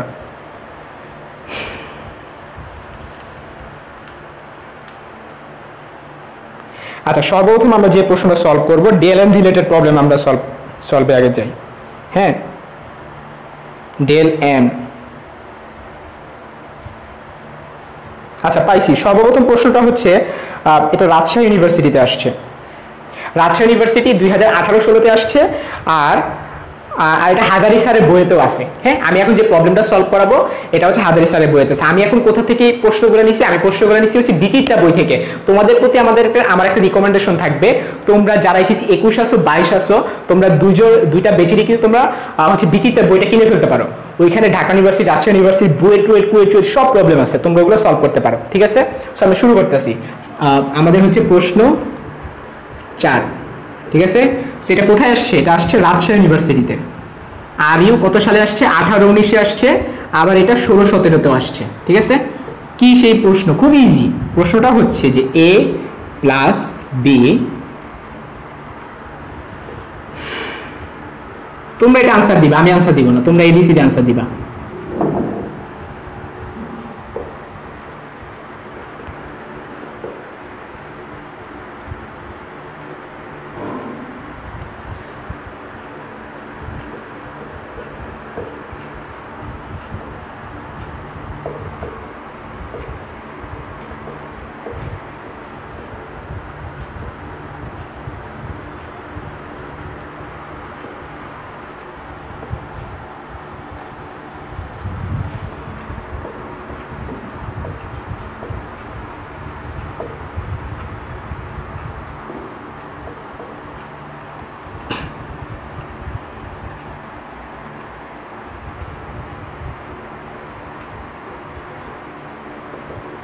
তোমরা এটা আনসার দাও, এটা আনসার কি হবে বলো।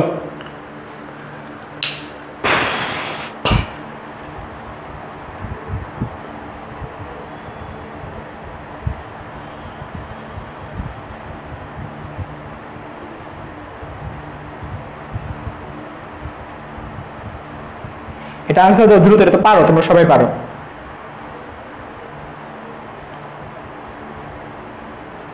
রাকিব হোসেন বলতেছে সি। আচ্ছা দেখি তোমরা কে কি আনসার দিচ্ছ। আচ্ছা সি আনসার কারা কারা দিচ্ছে আমি একটু নামটা লিখি। রাকিব এতবার আনসার দিচ্ছে, আয় হ্যাঁ। তারপরে হায়দার সামান্তা আনসার দিছে সি। শশী আনসার দিছে সি। তারপর এ আনসার দিছে কারা, ঋতু আমি পেলাম, ঋতু ভিন্ন আনসার দিয়েছে। ঝুমুর ভিন্ন আনসার দিয়েছে এ। দেখি আসলে কারটা সঠিক। মিথি আনসার দিয়েছে হচ্ছে সি। শ্রেয়া আনসার দিয়েছে সি। আচ্ছা তারপর ঈশিকা আনসার দিয়েছে এ। তারপরে হচ্ছে সিমিম আনসার দিয়েছে সি। তারপর মাহবুব আনাস आंसर দিয়েছে এ। আচ্ছা আর নিব না, এতটুকুই থাকুক। এখন আমার প্রশ্ন হলো ভাইয়ারা আপনারা সি आंसर দিতেছেন কোন যুক্তিতে? আপনারা সি आंसर দিয়েছে কোন যুক্তিতে ভাইয়ারা আমাকে একটু বলেন, আমাকে একটু বলেন এতক্ষণ কি শিখাইলাম একটুখানি দেখেন ভালো মতো। সূত্রটা কি ছিল? কেপি সমান সমান KC RT to the power del N. একটু আগে আমি বলে দিছি ডেল এনটা হইতাছে উৎপাদের মোল সংখ্যা মাইনাস বিক্রিয়কের মোল সংখ্যা। ডেল এন মানে হচ্ছে উৎপাদের মোল সংখ্যা মাইনাস বিক্রিয়কের মোল সংখ্যা। এই যে 3d লিখছি ডি, তাহলে উৎপাদের মোল সংখ্যা কত? 3, তাহলে আগে 3 লিখবা, তারপর মাইনাস বিক্রিয়কের মোল সংখ্যা এখানে হলো 1 আর এখানে হলো 1, 1 আর 1 যোগ করলে কত হয়? 2 হয়, তাহলে এখানে হবে 2, তাহলে 3 এর থেকে 2 বিয়োগ করলে কত হয়? 1 হয়। একটু আগে বলছি সূত্রটা ঠাড়া মুখস্থ করে ফেলো। সূত্রটা কি? এই যে এইটা, তাহলে এখানে ডেল এন এর মানটা বসাই দাও, তাহলে কি হবে? KP KC R T to the power del এর মান 1, তো ডেল এর মান যদি 1 হয় তাহলে আমাদের आंसरটা কত হয়? এ হয়। সো দেখো সি কিন্তু বেশি মানুষ आंसर দিছে এবং বেশি মানুষটা কিন্তু ভুল করছে। আশা করি আপনারা পরবর্তীতে এইটা আর ভুল করবেন না, ঠিক আছে? আচ্ছা আরো প্রশ্ন আমরা চলে যাব। শ্রেয়া বলতেছে ও এই তো হবে সি দিলাম কেন? নুসরাত হাসানও সেম অবস্থা, ও বলতেছে কেন সি দিলাম। আচ্ছা যাই হোক, ভুল করতে করতে আমরা শিখবো ইনশাল্লাহ। আমরা আরেকটা প্রশ্ন চলে যাব এবং ওইটা আমি শিখাবো আর কি। এখন আমি যে প্রবলেমটা সলভ করব এটা রাজশাহী ইউনিভার্সিটি 17-18-তে আসছে। এখন আমি যেটা সলভ করাবো প্রশ্ন 5, এটা আসছে রাজশাহী ইউনিভার্সিটি 17-18।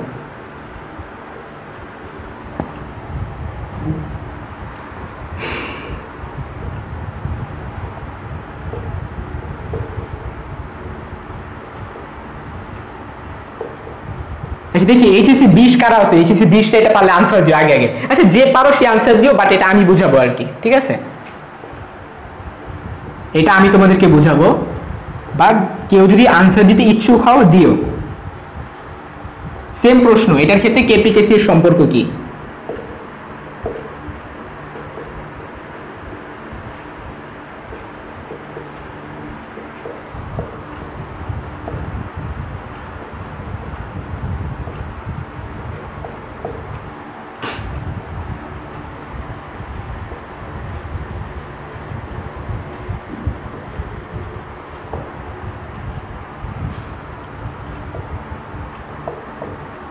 তোমাদের আইডিয়া, আমি আগে তোমাদের আইডিয়া নিতে চাই যে কোনটা आंसर হতে পারে।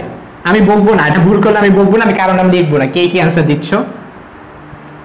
তোমরা এখানে কিন্তু এমব্রেসড ফিল হয়ো না, আমি যে নাম লিখতেছি এটা আমার স্বভাব, বুঝছো? আমি এরকমই করি ম্যাক্সিমাম ক্ষেত্রে, স্টুডেন্টদের এইভাবে নাম লিখি এবং মাঝে মধ্যে বলি যে অমুকরা ভুল করছে। তোমাদের হচ্ছে আশা করি আমি যদি কোনো বকাঝকা করি এটা নর্মালি নিবে আর কি। আচ্ছা আমার প্রশ্ন হলো এইটা আমরা কিভাবে সলভ করব? এখানে আমি একটা ঝামেলা তৈরি করে দিছি। ঝামেলাটা হচ্ছে, আচ্ছা এখন বলবো না, আমি তোমরা একটু ট্রাই করো। তোমরা যারা পারো তার आंसर দাও, যারা পারো না তারাও आंसर দাও।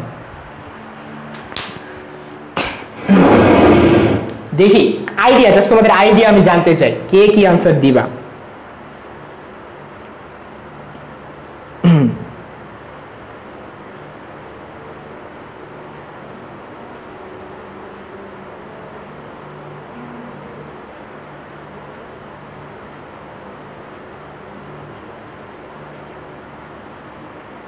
আচ্ছা অনেকজন आंसर দিয়ে দিছো, সুমাইয়া আফরিন, ইশিকা, তারপর শশী, ইসরাত, নুসরাত হাসান, তোমরা অনেকেই आंसर দিছো। আচ্ছা সি आंसर দিছো অনেকজনই, মিলন आंसर দিছে বি, রাকিব হাসান आंसर দিছে সি। তো হচ্ছে আমি এটা নিয়ে টাইম নষ্ট করব না, কারণ এটা যেহেতু আমি পড়াই নাই। একটু খেয়াল করে দেখো এখানে কয়েকটা ম্যাটার হলো ভৌত অবস্থা। আমি ভৌত অবস্থা নিয়ে এখন একটু কথা বলবো। ভৌত অবস্থা আসলে কি? এই যে আমরা যে ডেল এন যে লিখি, মোল সংখ্যা যে আমরা লিখি, এই মোল সংখ্যাগুলো যে আমরা লিখবো এটা কিছু কন্ডিশন আছে। কন্ডিশনগুলো হচ্ছে আমাদের সলিড হতে পারবে না। কি হতে পারবে না? সলিড হতে পারবে না। তাহলে ব্যাপারটা আসলে দাঁড়াচ্ছে কি? এই যে আয়রনের সামনে 3 লেখা, এইটার কোনো কন্ট্রিবিউশন থাকবে না। কেপি কেসির মধ্যে সলিডের কোনো কন্ট্রিবিউশন নাই, শেষ। এটা মাথায় রাখবা, কেপি কেসির মধ্যে সলিডের কোনো কন্ট্রিবিউশন নাই। তাহলে আমরা কি লিখবো? তাহলে আমরা লিখবো আসলে কিভাবে, খেয়াল করে দেখো। এটা তাহলে বাম, তাহলে আমরা যে ডেল এনটা লিখবো, এখানে কত উৎপাদে কত? এখানে 4 আর এখানে 1, কত হলো 5, মাইনাস বিক্রিয়কের কত 4 সমান 1 হবে। তো এখন খেয়াল করে দেখো এইখানে তো আরেকটা সলিড আছে, তাইলে তো 5 হবে না, এটা তো বাদ যাবে। এখানেও তো একটা সলিড আছে, তাই এখানে সলিড থাকা মানে কি এখানে 4 হয়ে যাবে।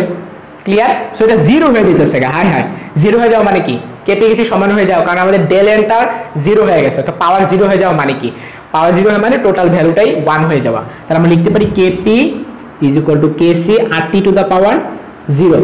তো 0 মানে কি এই পার্টটুকুটা 1 হয়ে যাবে। তাহলে আমরা বলতে পারতাছি যে KP is equal to KC. So আমাদের আনসারটা হবে সি। তোমরা অনেকে সি আনসার দিছো, কনগ্রাচুলেশন, তোমরা এটা পারছো। এটা রাজশাহী ইউনিভার্সিটি 2017-18 তে আসছে। আমরা এখন পরবর্তী প্রশ্নে চলে যাব। এখন আস্তে আস্তে একটু অ্যাডভান্সের দিকে যাব এবং আমরা ক্যালকুলেশন হ্যাক্সের টপিকটাতেও এসে পড়বো এখন।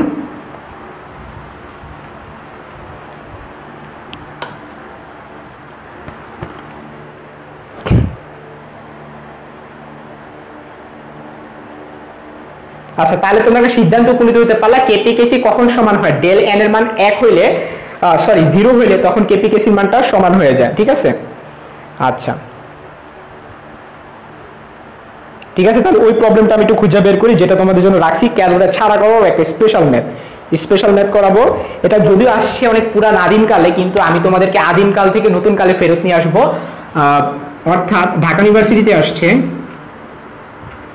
ডিইউ 2007-8। কিন্তু আমি তোমাদের একটা বিপদে ফেলাবো। সেটা হচ্ছে যেহেতু আজকে আমার এইচএসসি 20 এর কয়েকজন স্টুডেন্ট ক্লাস করতেছে, এটা আমি শিওর। ভার্সিটি ক্র্যাশ কোর্স আমি যেটা নিয়েছিলাম সেখানে আমি আমার ক্লাসটা শেয়ার দিছি। তো তোমাদের জন্য স্পেশালি আমি হচ্ছে অঙ্কটা দিচ্ছি। এটা একটা চ্যালেঞ্জ হিসেবে একটা অঙ্ক দিব। রেডি? এই চ্যালেঞ্জে অংশগ্রহণ করতে হবে অবশ্যই এইচএসসি 20 দের, এবং এইচএসসি 21টাও করতে পারো। ঠিক আছে? আর 22 দের আমি প্রেশার দিচ্ছি না, কারণ এটা একটু অ্যাডভান্স ম্যাথ। কেন বলতেছি? তোমার হাতে ক্যালকুলেটর এখন রাখা যাবে না। তোমাদের সামনে যদি ক্যালকুলেটর থাকে ক্যালকুলেটর সরাও। আমি এখন একটা অঙ্ক দিব, ক্যালকুলেটর ছাড়া করতে হবে এবং আমি টাইম দিয়ে দিব। আমার কথা ক্লিয়ার? ক্যালকুলেটর থাকলে সরাই ফেলে, একটু অনেস্ট থাকো। তোমরা জানো আমি কিভাবে পড়াই। আমি ক্যামেরা ঢেকে দিয়ে আমি একটা প্রশ্ন এখন আমি লিখবো। ঠিক আছে? এবং টাইমটা একটু আমি বাড়াই দিব, 45 সেকেন্ড দিব না, আমি তোমাদের এটার টাইমটা একটু বাড়াই দিব। ঠিক আছে? 1 মিনিট টাইম দিব। ঠিক আছে? 1 মিনিটের ভিতরে যদি তোমাদের কোনো আনসার না পাই আমি এটা 1.5 মিনিট দিব। হ্যাঁ, তো চলো শুরু করি। কি সেই প্রশ্ন? তার আগে আমি অবশ্যই তো ক্যামেরা ঢেকে ফেলবো। ঠিক আছে? আমি ক্যামেরাটা ঢেকে দিলাম, আমি এখন প্রশ্নটা লিখতেছি। তোমরা আবার কেউ চালাকি করে আবার এই প্রশ্ন বাইর করে ফেলো না। আমি প্রশ্নটা লিখতেছি। আচ্ছা, তার আগে তোমাদের বিশেষ অবগতির জন্য জানানো যাচ্ছে যে আর এর মানটা 0.0821। যারা জানো না, আর ওই যে কেপি সমান সমান KC RT to the power del N, ওই আর এর মান হচ্ছে 0.0821। যারা নতুন ক্লাস করতেছ তারা লিখে ফেলো আর ইকুয়াল টু 0.0821। আমি প্রশ্ন লিখতেছি, কেউ যদি এখন ক্লাসে আসে বলবা না। সবসময় তো বলি ভাইয়া ম্যাজিক দেখাইতেছে, তোমাদের যা ইচ্ছে একটা কিছু বললা দিও। বললো ভাইয়া এখন পূর্ণিমার সাথে দেখা করতে গেছি, একটু পরে এসে বলবে।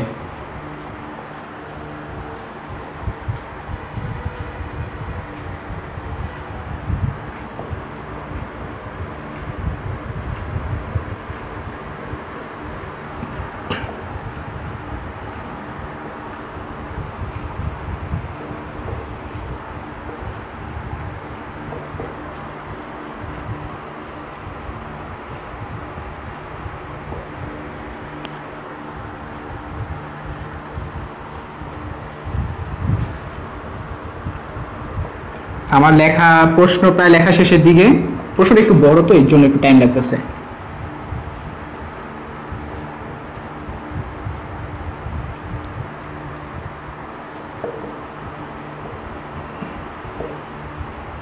এটা 1 মিনিটে করা টাফ।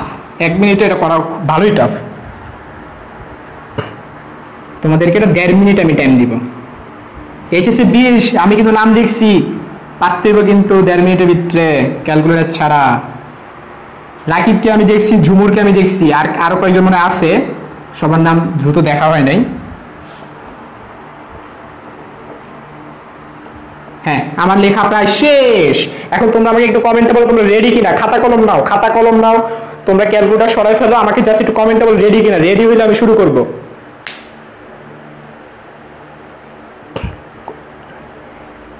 তোমরা এখন কমেন্ট করো, কমেন্টে বলো রেডি কিনা। রেডি হলে আমি শুরু করব। আচ্ছা, রাকিব বলছে রেডি। হ্যাঁ, আয়শা আছে, আয়শা আমাদের সাথে 33 জন আছে। আমি কিন্তু 33 জনের আনসার চাই। হ্যাঁ, আচ্ছা জমুর বলতেছে ভাইয়ার, হ্যাঁ আচ্ছা আমি তো স্টপ ওয়াচ ধরতেছি। হ্যাঁ আমি স্টপ ওয়াচ দেখি আমাদের আজকের স্টুডেন্ট অফ দ্য ডে কে হয়। আমি স্টপ ওয়াচ চালু করতেছে, তো তাহলে আমি শুরু করতেছি 3 2 1 স্টার্ট। সময় 1.5 মিনিট।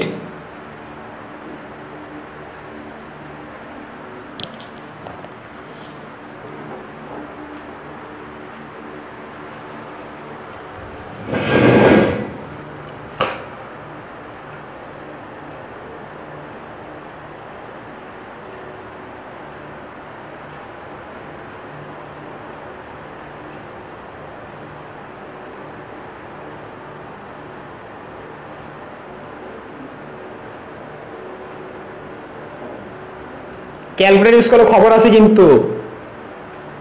সৎ থাকো ভাই, সৎ থাকো, দরকার হলে পরে আনসার দিও, 2 মিনিট আনসার, 2 মিনিট পরে আনসার দিও। এই আন্দাজি আনসার দিবেন, এই হাজার সামান্তা খবর আছে আন্দাজি আনসার দিলে।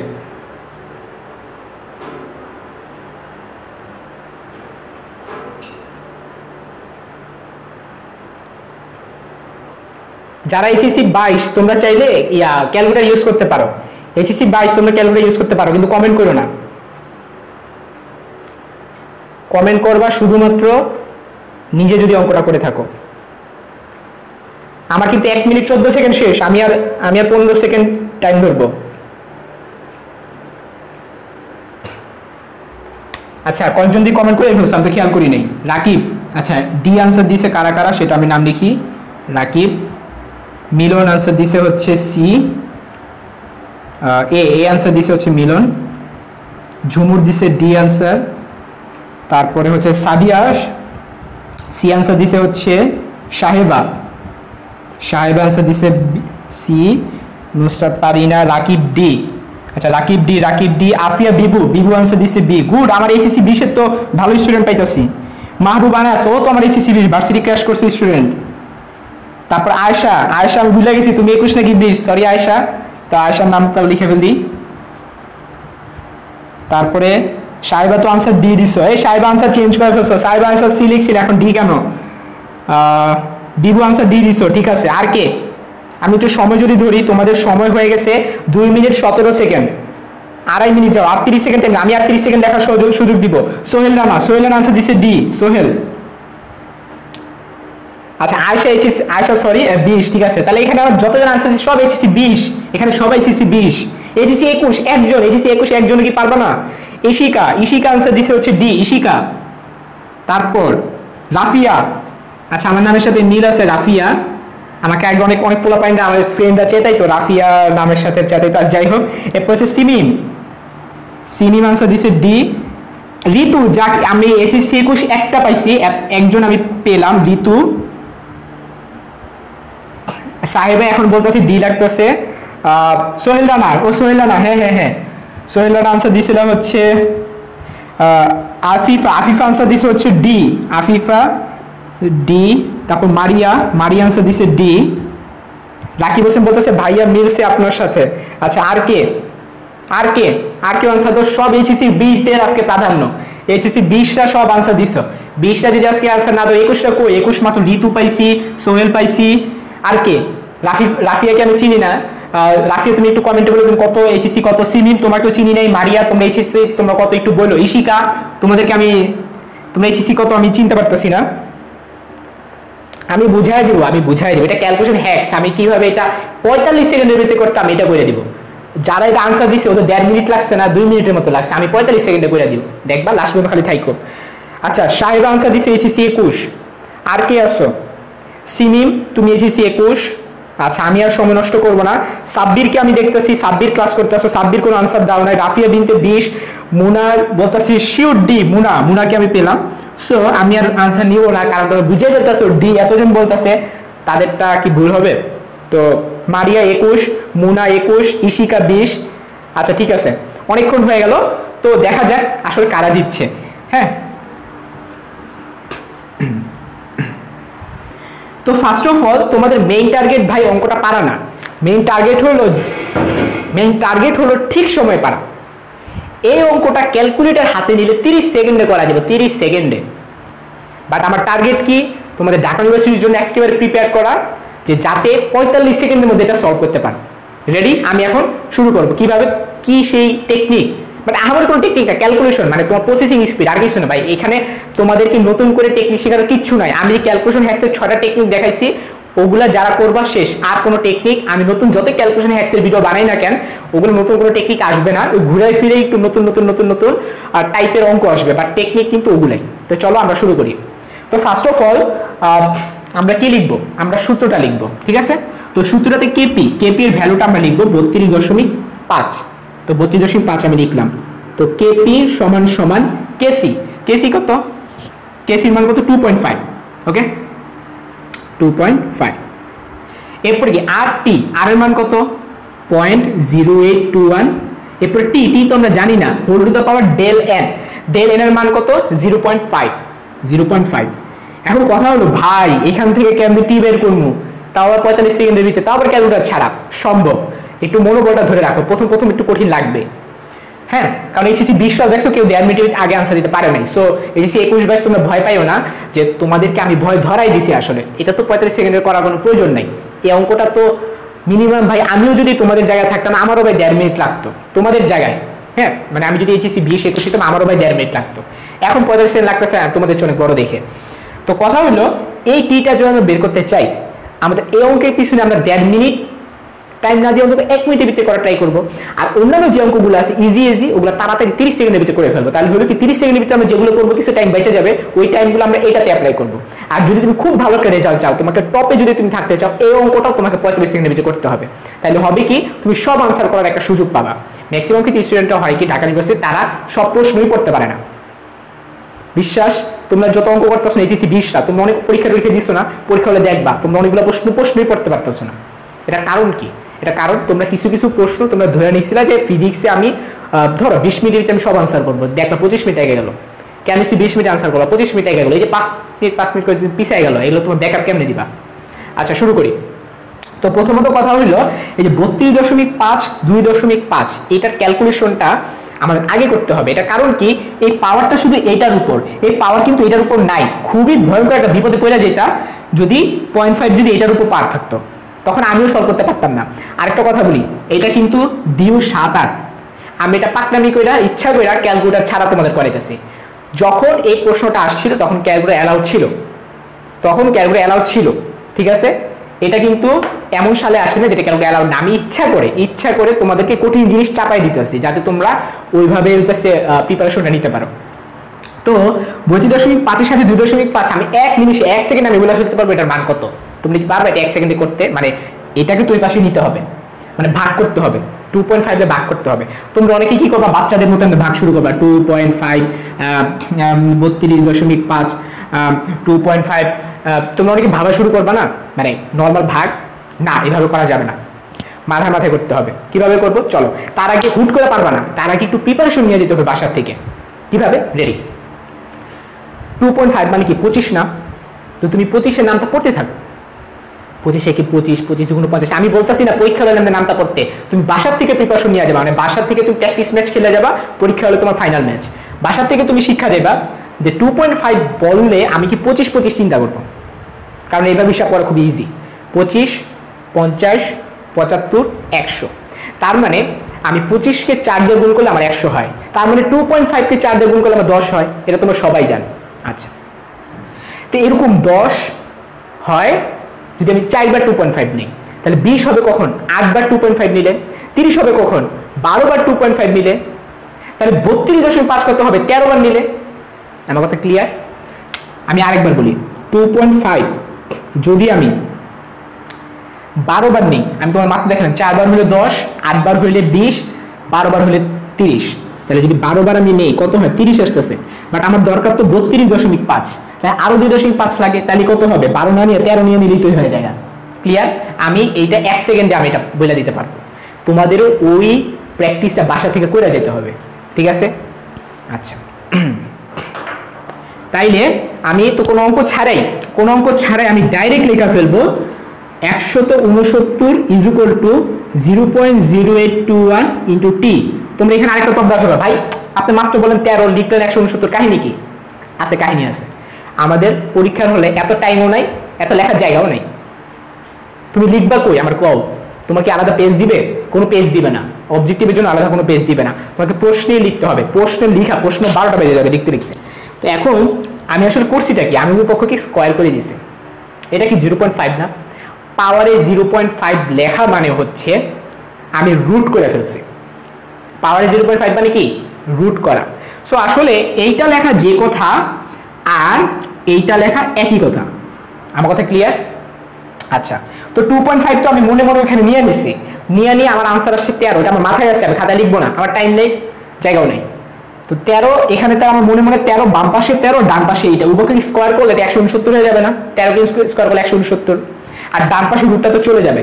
তো আমার অঙ্ক তো শেষ, খালি একটা ভাগ করতে হবে, তাইলেই তো অঙ্ক শেষ, তাই না? আচ্ছা, তো তাহলে কি হবে? t = 169 divided by 0.0821। এই যে গেল আরেকটা বিপদে পড়লাম, এটাই তো আমার ফাইনাল বিপদ, তাই না? এই বিপদটাকে উদ্ধার হলে আমার অঙ্ক শেষ। এখন আমি তোমাদের সময় ভাগ করে দিব, কোনটা কত সেকেন্ড লাগবে। এই লাইন এটা তো আমি দেখা লিখছি।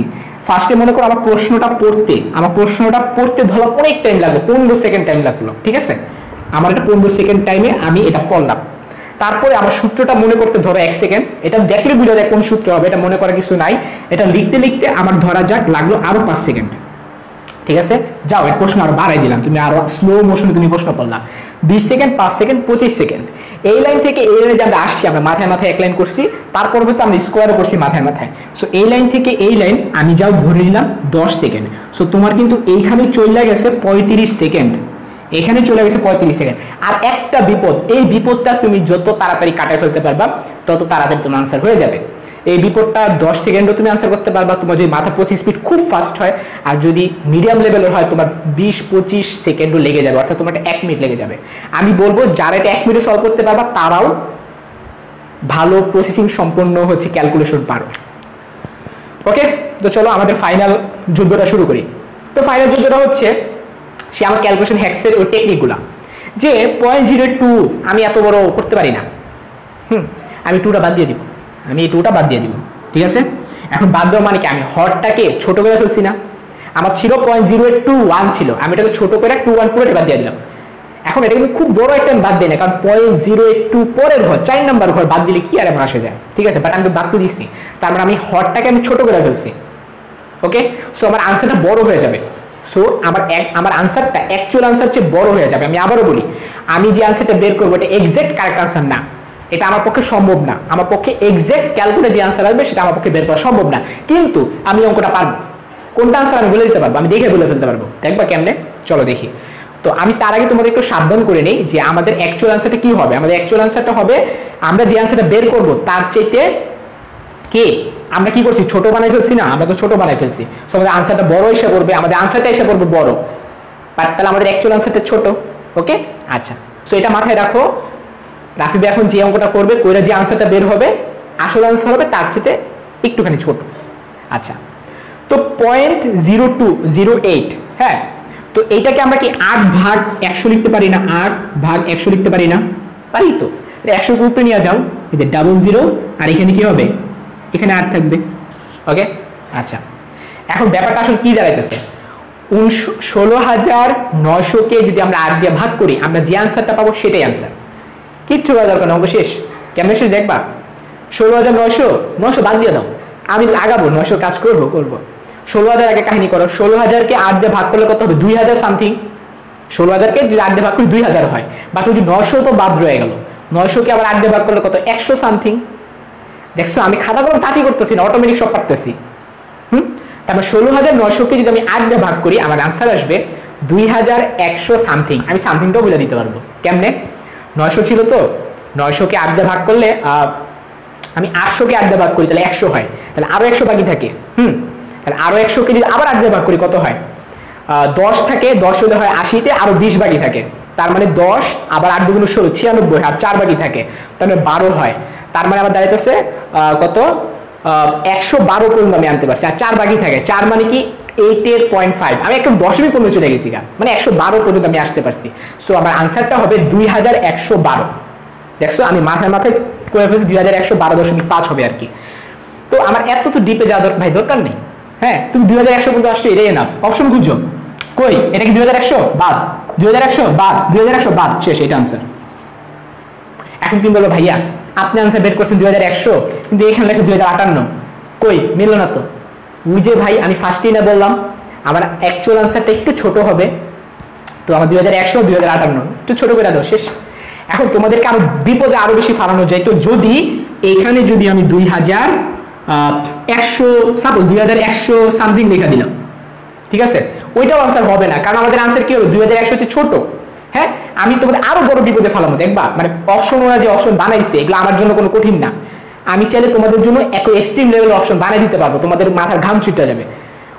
এই ঘামগুলো ছুটাইতে হবে কিভাবে, ওই যে আমি যেমন এতক্ষণ ধরে মাথায় মাথায় দেখলাম আমি করলাম 16,900-কে 8 দিয়ে কেমনে ভাগ করছি, মাথায় মাথায় ফার্স্টে করছি কি 2000, তারপর 900-কে 8 দিয়ে ভাগ করে করছি 100, 900-কে 8 দিয়ে ভাগ করলে 800 থাকে, আরো 100 বাকি থেকে 100-কে আবার 8 দিয়ে ভাগ করছিলাম 12, 96 হয়, আরো 4 বাকি থেকে 0.5 পর্যন্ত আমি চলে গেছিলাম, যে 2112.5। ক্যালকুলেটরে টাচ করি নাই, খাতা কলমও কিছুই টাচ করি নাই, এই হিসাবটা যে আমি করলাম এটা তোমার অ্যাকচুয়াল আনসার না, আমার আনসারটা হবে 2112.5 যে ছোট। সো আমি অপশন যদি এরকম দিই 2000 মনে করে 115 দিলাম, আবার এখানে মনে দিলাম 2100 মনে করো যে দিলাম 11 দিলাম, এগুলো আনসার হবে না, কারণ আমি জানি 2112 চেয়ে ছোট হবে, ঠিক আছে। সো এটা আনসার হবে, ক্লিয়ার। সো আশা করি তোমরা বুঝতে পারছো, এটা মনে করো 12 দিয়ে দিলাম। হ্যাঁ, তো আশা করি তোমাদেরকে আমি বুঝাইতে পারছি,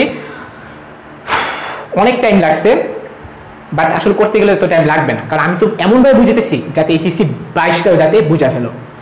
আমাকে একটু পানি খেতে হবে, তোমরা একটু কমেন্টে বলো কার কাছে কেমন লাগছে টেকনিকটা, কারা নতুন শিখছো একটু বললো, কারণ তোমরা সবাই ক্যালকুলেশন হ্যাক্স ভিডিও দেখছো বলে আমার মনে হয় না, অনেক নতুন স্টুডেন্ট আমাদের সাথে যুক্ত হচ্ছে।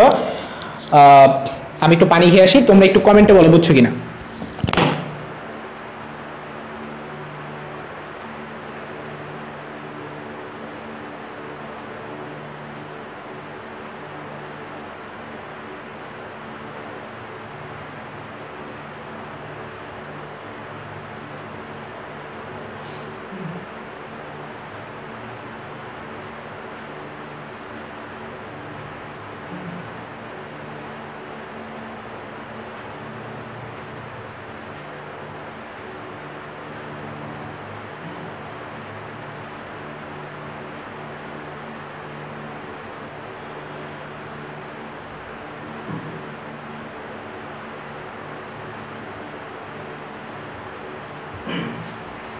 আচ্ছা, তোমরা অনেকেই বলতেছো যে হ্যাঁ সবাই বুঝতে পারছো,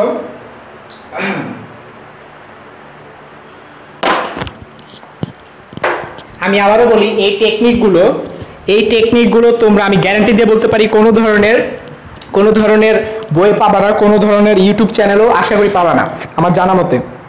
হ্যাঁ, এই টেকনিকগুলো শুধুমাত্র আমার বানানো, তোমরা চাইলে এক একজন নিজে নিজে টেকনিক বানাইতে পারবা। এই যে কমেন্ট করতেছো অনেকে ক্যালকুলেটর ছাড়া আমি অচল, তারপর ঝুমুর বলতেছে ভাই আপনাদের এই ক্লাসগুলো অনেক মিস করি, আসলে কি করব ক্র্যাশ কোর্সে হচ্ছে কোর্সটা তো আসলে শেষ করে ফেলেছি তাই না। তো তোমরা হচ্ছে যারা এইচএসসি 20-এর আসো, তোমরা হচ্ছে তোমাদেরকে যাদেরকে ক্লাসগুলো নিছিলাম তোমরা চাইলে চলকে ক্লাসগুলো করতে পারো। হ্যাঁ, আমি তোমাদেরকে মাঝে মধ্যে বলে দিব কোন কোন ক্লাসগুলো হচ্ছে ঢাকা ইউনিভার্সিটি স্ট্যান্ডার্ড, তোমরা চেষ্টা করবা। আমি যে নতুন কোর্সটা চালু করলাম, মানে কোর্স বলা উচিত না, জাস্ট একটুখানি বললাম আর কি, এটা ফর্মালিটিস হিসাবে, যে তোমরা রাসায়নিক পরিবর্তন যে পুরো চ্যাপ্টারটা আমি পড়াবো, আজকে তোমাদের ক্লাস করে যেরকম লাগছে প্রায় 1.5 ঘন্টার মতো হয়ে গেছে, আমি বেশি লেংদি করবো না। যদি তোমাদের আজকে ক্লাসটা ভালো লেগে থাকে, জাস্ট এটা গ্র্যাটিটিউড হিসেবে, একটা গ্র্যাটিটিউড, তোমাদের যে আমি ক্লাসটা নিলাম, কোনো পেমেন্ট নিয়েছি, কোনো ধরনের কিছু করছি, কিছুই নেই, জাস্ট গ্র্যাটিটিউড হিসেবে তোমরা একটা কাজ করতে পারো। তোমাদের ছোট ভাই বোন যারা এইচএসসি 21, 22 যারা বা 23 যারা আছে, তাদেরকে একটু বলবা যে চলক নামে একটা প্ল্যাটফর্ম আছে, ওইখানে 4 জন ভাইয়েরা ক্লাস নেন, তোমরা জাস্ট একটু তাদেরকে একটুখানি বলবা যে এখানে ফিজিক্স কেমিস্ট্রি নতুন করে শুরু হয়েছে, ফিজিক্স ম্যাথ তো ক্লাস হয় 1 বছর ধরে, সাথে রাফি ভাইয়া কেমিস্ট্রি ক্লাসটাও শুরু করছে, তোমরা যুক্ত হইতে পারো, ঠিক আছে, এটা তোমরা বলতে পারবা, ঠিক আছে। এটা জাস্ট বললো, তোমাদের কাছে আর কিছু কোনো চাওয়া নাই, আমাদের চাওয়াটা হচ্ছে যাতে আমাদের উদ্দেশ্যগুলো একটু প্রসার হয়। হ্যাঁ, আমরা যাতে বাংলাদেশের অনেক স্টুডেন্টকে যাতে আমরা শিখাইতে পারি, এইটাই, ঠিক আছে। আমরা কত বছর সার্ভিস দিতে পারবো, 1 বছর পর দেখা যাবে জবে ঢুকে যাব, বা আমাদের ম্যাক্সিমাম যে ভাইয়েরা আছে তখন কিন্তু দেখা যাবে তোমাদের খুব একটা সময় দিতে পারবো না। হ্যাঁ, সো এখন একটা সময় এইচএসসি 21, 22, 20 তোমরা যতটুকু পারো তোমাদের ফ্রেন্ডদের, তোমাদের ইমিডিয়েট জুনিয়রদের তোমরা আমাদের গ্রুপটা সম্পর্কে বলো।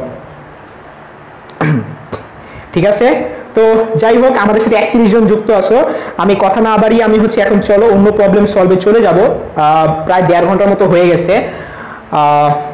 আমি ক্লাসটা বেশি লেংদি করব না, কারণ রাত হয়ে গেছে। তো আমি জাস্ট একটু ফিনিশিং টানবো, আমি আরেকটা অঙ্ক করে একটা ফিনিশিং টানবো। এটা ছিল আমাদের 6 নম্বর প্রশ্ন। আমি এখন লাকি 7 অর্থাৎ 7 নম্বর অঙ্ক করে আমরা আমাদের ক্লাসটা শেষ করে ফেলবো।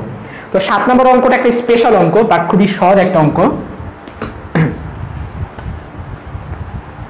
খুবই সহজ একটা অঙ্ক 7 নম্বর।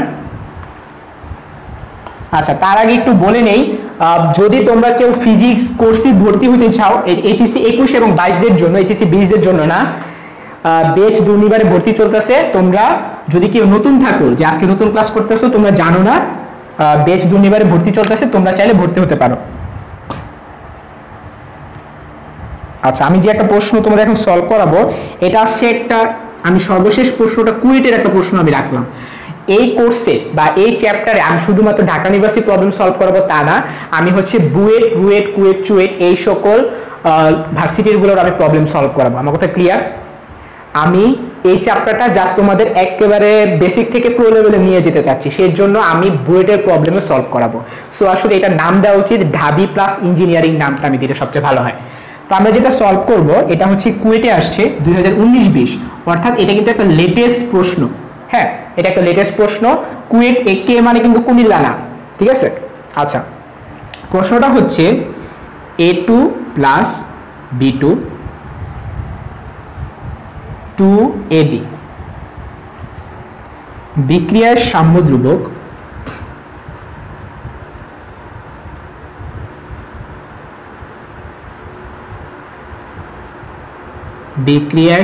ধ্রুবক কেপি হলে এবি। এই প্রশ্ন আমার কাছে ভালো লাগছে, এই প্রশ্নটা আমার কাছে পার্সোনালি অনেক ভালো লাগছে। আমি একটু লিখি, স্টার মেরে রাখি। প্রশ্ন 7, half A2 plus half B2 বিক্রিয়ার সাম্য ধ্রুবক কত?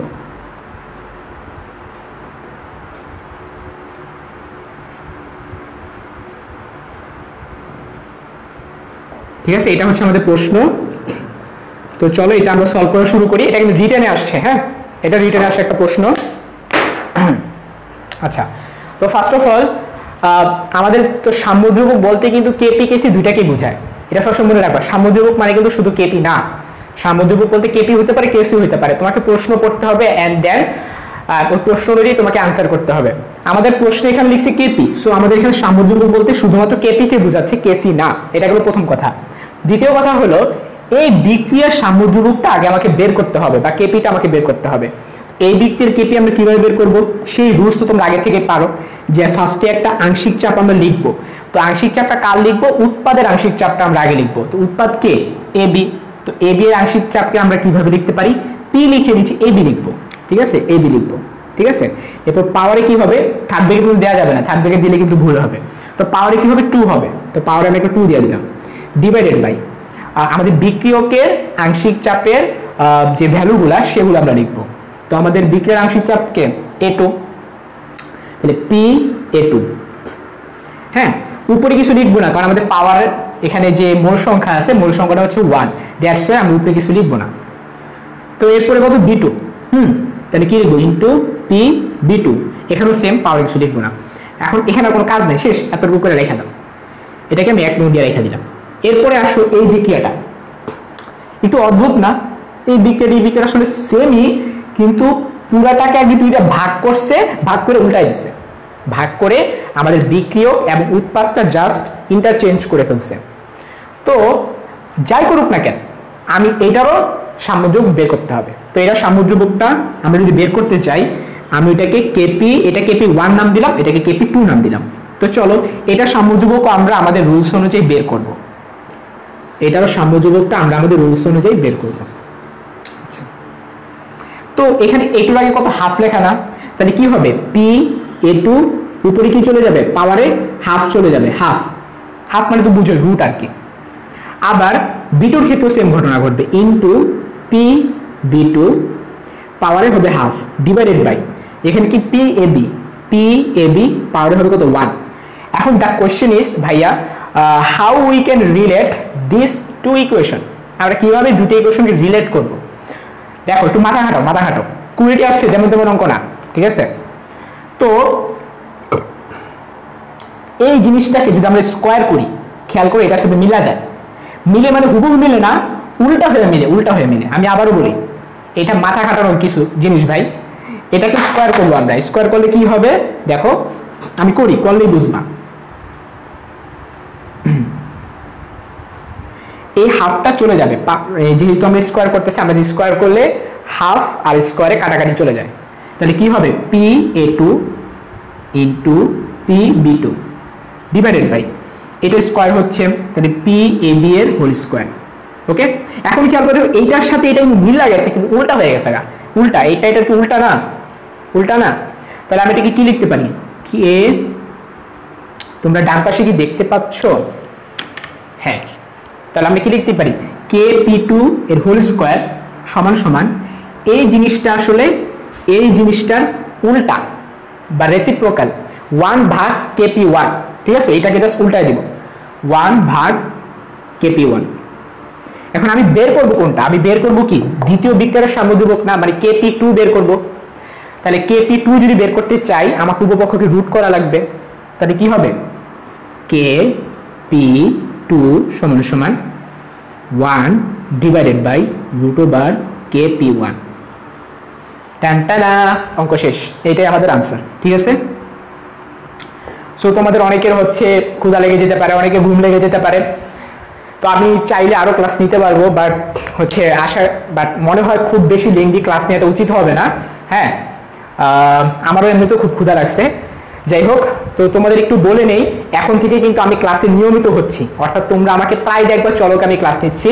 হ্যাঁ, মাঝখানে হচ্ছে আমার কিছু ল্যাব পরীক্ষা ছিল, অ্যান্ড আমি আরও কিছু কাজে খুবই ব্যস্ত ছিলাম, আমার ব্যস্ততা এখন একটু কমে গেছে, বাট সামনে কিন্তু আবার খুব ধুমসে বেড়ে যাবে আর কি সামনে।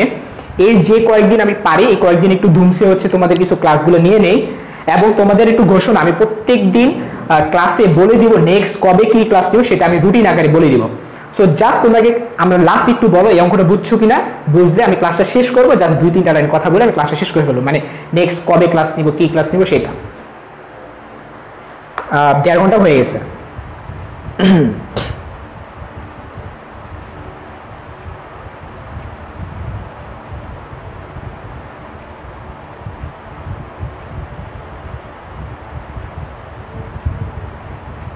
আচ্ছা হ্যাঁ আয়শা, আমি গ্রুপে বলে দিব এইচএসসি 20 দের কখন কি ক্লাস আমি বলে দিব। মিথি বসে বুঝছে, রাকিব হাসান বুঝছে, সাহেবা, মিলন, মাহবুব আনাস, সিমিম, তোমরা সবাই বলতেছো বুঝছো, মরিয়ম, মুনা। আচ্ছা গুড, রাকিব হোসেন, আচ্ছা রাকিব নামে 2 জন আছে, রাকিব হোসেন, রাকিব হাসান 2 জন, মোহাম্মদ মিনহাজুর রহমান, অনেক নতুন নতুন মুখ দেখতেছি আমি আজকে। আচ্ছা সাব্বির বলতেছে অনেকক্ষণ ধরে বসে আছি, মাঝে মাঝে বিরতি দিয়েন। আচ্ছা ইনশাআল্লাহ বিরতি দিব, যেদিন আমি 2-2.5 ঘন্টা ক্লাস নিব, আসবে সামনে, আমি দেখবা অনেক লং ক্লাস নিব, 2.5 ঘন্টা ক্লাস নিব, কেমন দেখো। হ্যাঁ, আজকে তো 1.5 ঘন্টা নিছি, ইনশাআল্লাহ সামনে আরো লং ক্লাস নিব। এখন তোমাদের একটু ঘোষণা দিয়ে দিই, মানে নেক্সট কবে কি ক্লাস সেটা একটু বলে দিই। সেটা হচ্ছে যারা এইচএসসি 21 আসো, এইচএসসি 22 দের একটু বলি, এইচএসসি 22 তোমরা চাইলে ওই যে অ্যাসাইনমেন্টের একটা গ্রুপ খুলছি না 21 দের, সেটাতে যুক্ত হইতে পারো। এইচএসসি 21 দের জন্য একটা আলাদা গ্রুপ খুলছি অ্যাসাইনমেন্ট, গতকালকে প্রায় 150 জন লাইভে ছিল, খুব ভালো লাগছে, অনেক স্টুডেন্ট ক্লাসটা করছিল। হ্যাঁ, তো এইচএসসি 22টা চাইলে 21 এর গ্রুপটাতেও তোমরা যুক্ত হইতে পারো। আমি গতকালকে ভেক্টর রিলেটেড একেবারে ডিপ লেভেলের কিছু ম্যাথ করাইছি। সো আমি এইচএসসি 21 দের যে তোমাদের ফার্স্ট উইকে যে অ্যাসাইনমেন্ট আছে আমি কমপ্লিট করে ফেলছি। আগামীকালকে ক্লাস, কালকের ক্লাসটা আমি লিখে দিই, আগামীকাল কখন কি কি ক্লাস হবে। দেখো কয়টা ক্লাস, নাম্বার ওয়ান হচ্ছে তোমাদের রাকিব ভাই কিন্তু প্রতিদিন সকালে ক্লাস নেয়, সো একটু খেয়াল রেখো। কালকে ক্লাস নেবে কিনা আমি জানি না, ওটা রাকিব ভাই বলে দিবে। আমি প্রথম যে ক্লাসটা নিব সেটা হচ্ছে সন্ধ্যা 7:30টায়, সন্ধ্যা 7:30টায় আমি ক্লাস নিব, এবং এই ক্লাসটা হবে এই গ্রুপে না, এটা হবে অ্যাসাইনমেন্ট গ্রুপে, ঠিক আছে। ওই যে এইচএসসি 21 দের যে অ্যাসাইনমেন্ট গ্রুপ আছে, এটা হচ্ছে অ্যাসাইনমেন্ট গ্রুপে আমি ক্লাস নিব। তো আমি যদি কালকে ক্লাস নেই, আমার ফিজিক্স অ্যাসাইনমেন্ট করাই শেষ। তোমাদের 9 আগস্টের মধ্যে 2টা অ্যাসাইনমেন্ট জমা দিতে হবে। আমি একটা অ্যাসাইনমেন্ট শেষ করে দিচ্ছি, আরেকটা অ্যাসাইনমেন্ট বাকি আছে, ওটা কালকে করলেই আমি একেবারে নিশ্চিত তোমাদের অ্যাসাইনমেন্ট নিয়ে আমার আর কোনো দায়িত্ব নাই ফিজিক্স নিয়ে, ঠিক আছে? এটা হচ্ছে অ্যাসাইনমেন্ট গ্রুপে আমি ক্লাসটা নিব। তারপরে এইচএসসি 20 তোমাদের জন্য বলতেছি, এইচএসসি 22 তোমাদের জন্য বলতেছি, এইচএসসি 21 তোমাদের জন্য বলতেছি, সবার জন্য আগামীকালকে ঠিক রাত 9টায় আমরা কেমিস্ট্রি সেকেন্ড ক্লাসটা করব, ঠিক আছে? ঠিক আছে। সো তোমাদের একটু ঘোষণার মেইন ইম্পর্টেন্ট ঘোষণা সেটা হচ্ছে আমি চেষ্টা করব প্রতিদিন ক্লাস 9 রাত 9টা বাজে তোমাদের কেমিস্ট্রি ক্লাসটা ফিক্স থাকুক। বাট কিছু দিন যেদিন আমি লং ক্লাস দিব সেদিন আমি ক্লাস নিব কখন? 7:30টায়। আমার কথা একটু মাথায় ঢুকাও। আমি যদি রাত 9টা বাজে ক্লাস শুরু করি এবং আমি যদি একটা লং ক্লাস নেই রাত 11:30 বেজে যাবে, ঠিক আছে? তো যেদিন আমি 9টা বাজে শুরু করব সেদিন আমি 1.5 ঘন্টার ভিতরে শেষ করে ফেলবো। যেমন আজকে 1.5 ঘন্টার চেয়ে একটু বেশি হয়ে গেছে, আমি কালকেও 9টা বাজে শুরু করব, ঠিক আছে? 1.5 ঘন্টা পড়লে ভাই এনাফ, অনেক পড়ানো যায়। আর যেদিন আমি 2.5 ঘন্টা পড়াবো সেদিন আমি 7:30টায় শুরু করব, ঠিক আছে? সো তাহলে ইনশাআল্লাহ এইচএসসি 20, 21, 22 তোমাদের সাথে আবার দেখা হচ্ছে আগামীকালকে রাত 9টায়, এবং আমরা কালকে আরো অ্যাডভান্স লেভেলের ম্যাথ করব, আরো নতুন জিনিস শিখবো, ঠিক আছে? 21, 22 তো সবই নতুন শিখতেছো প্রায় এই চ্যাপ্টারে, 20টা হচ্ছে অনেক কিছু শিখছো, এবং শেখার মধ্যে দেখবো অনেক কিছু ঘাটতি থাকে, সেই ঘাটতি পূরণের জন্যই আমি আছি, আমরা আছি। ইনশাল্লাহ তোমাদের কাছ থেকে সাপোর্টটা পেয়ে যাব। তো সবাই ভালো থেকো, সুস্থ থেকো, ইনশাল্লাহ আগামীকালকে দেখা হচ্ছে। আল্লাহ হাফেজ।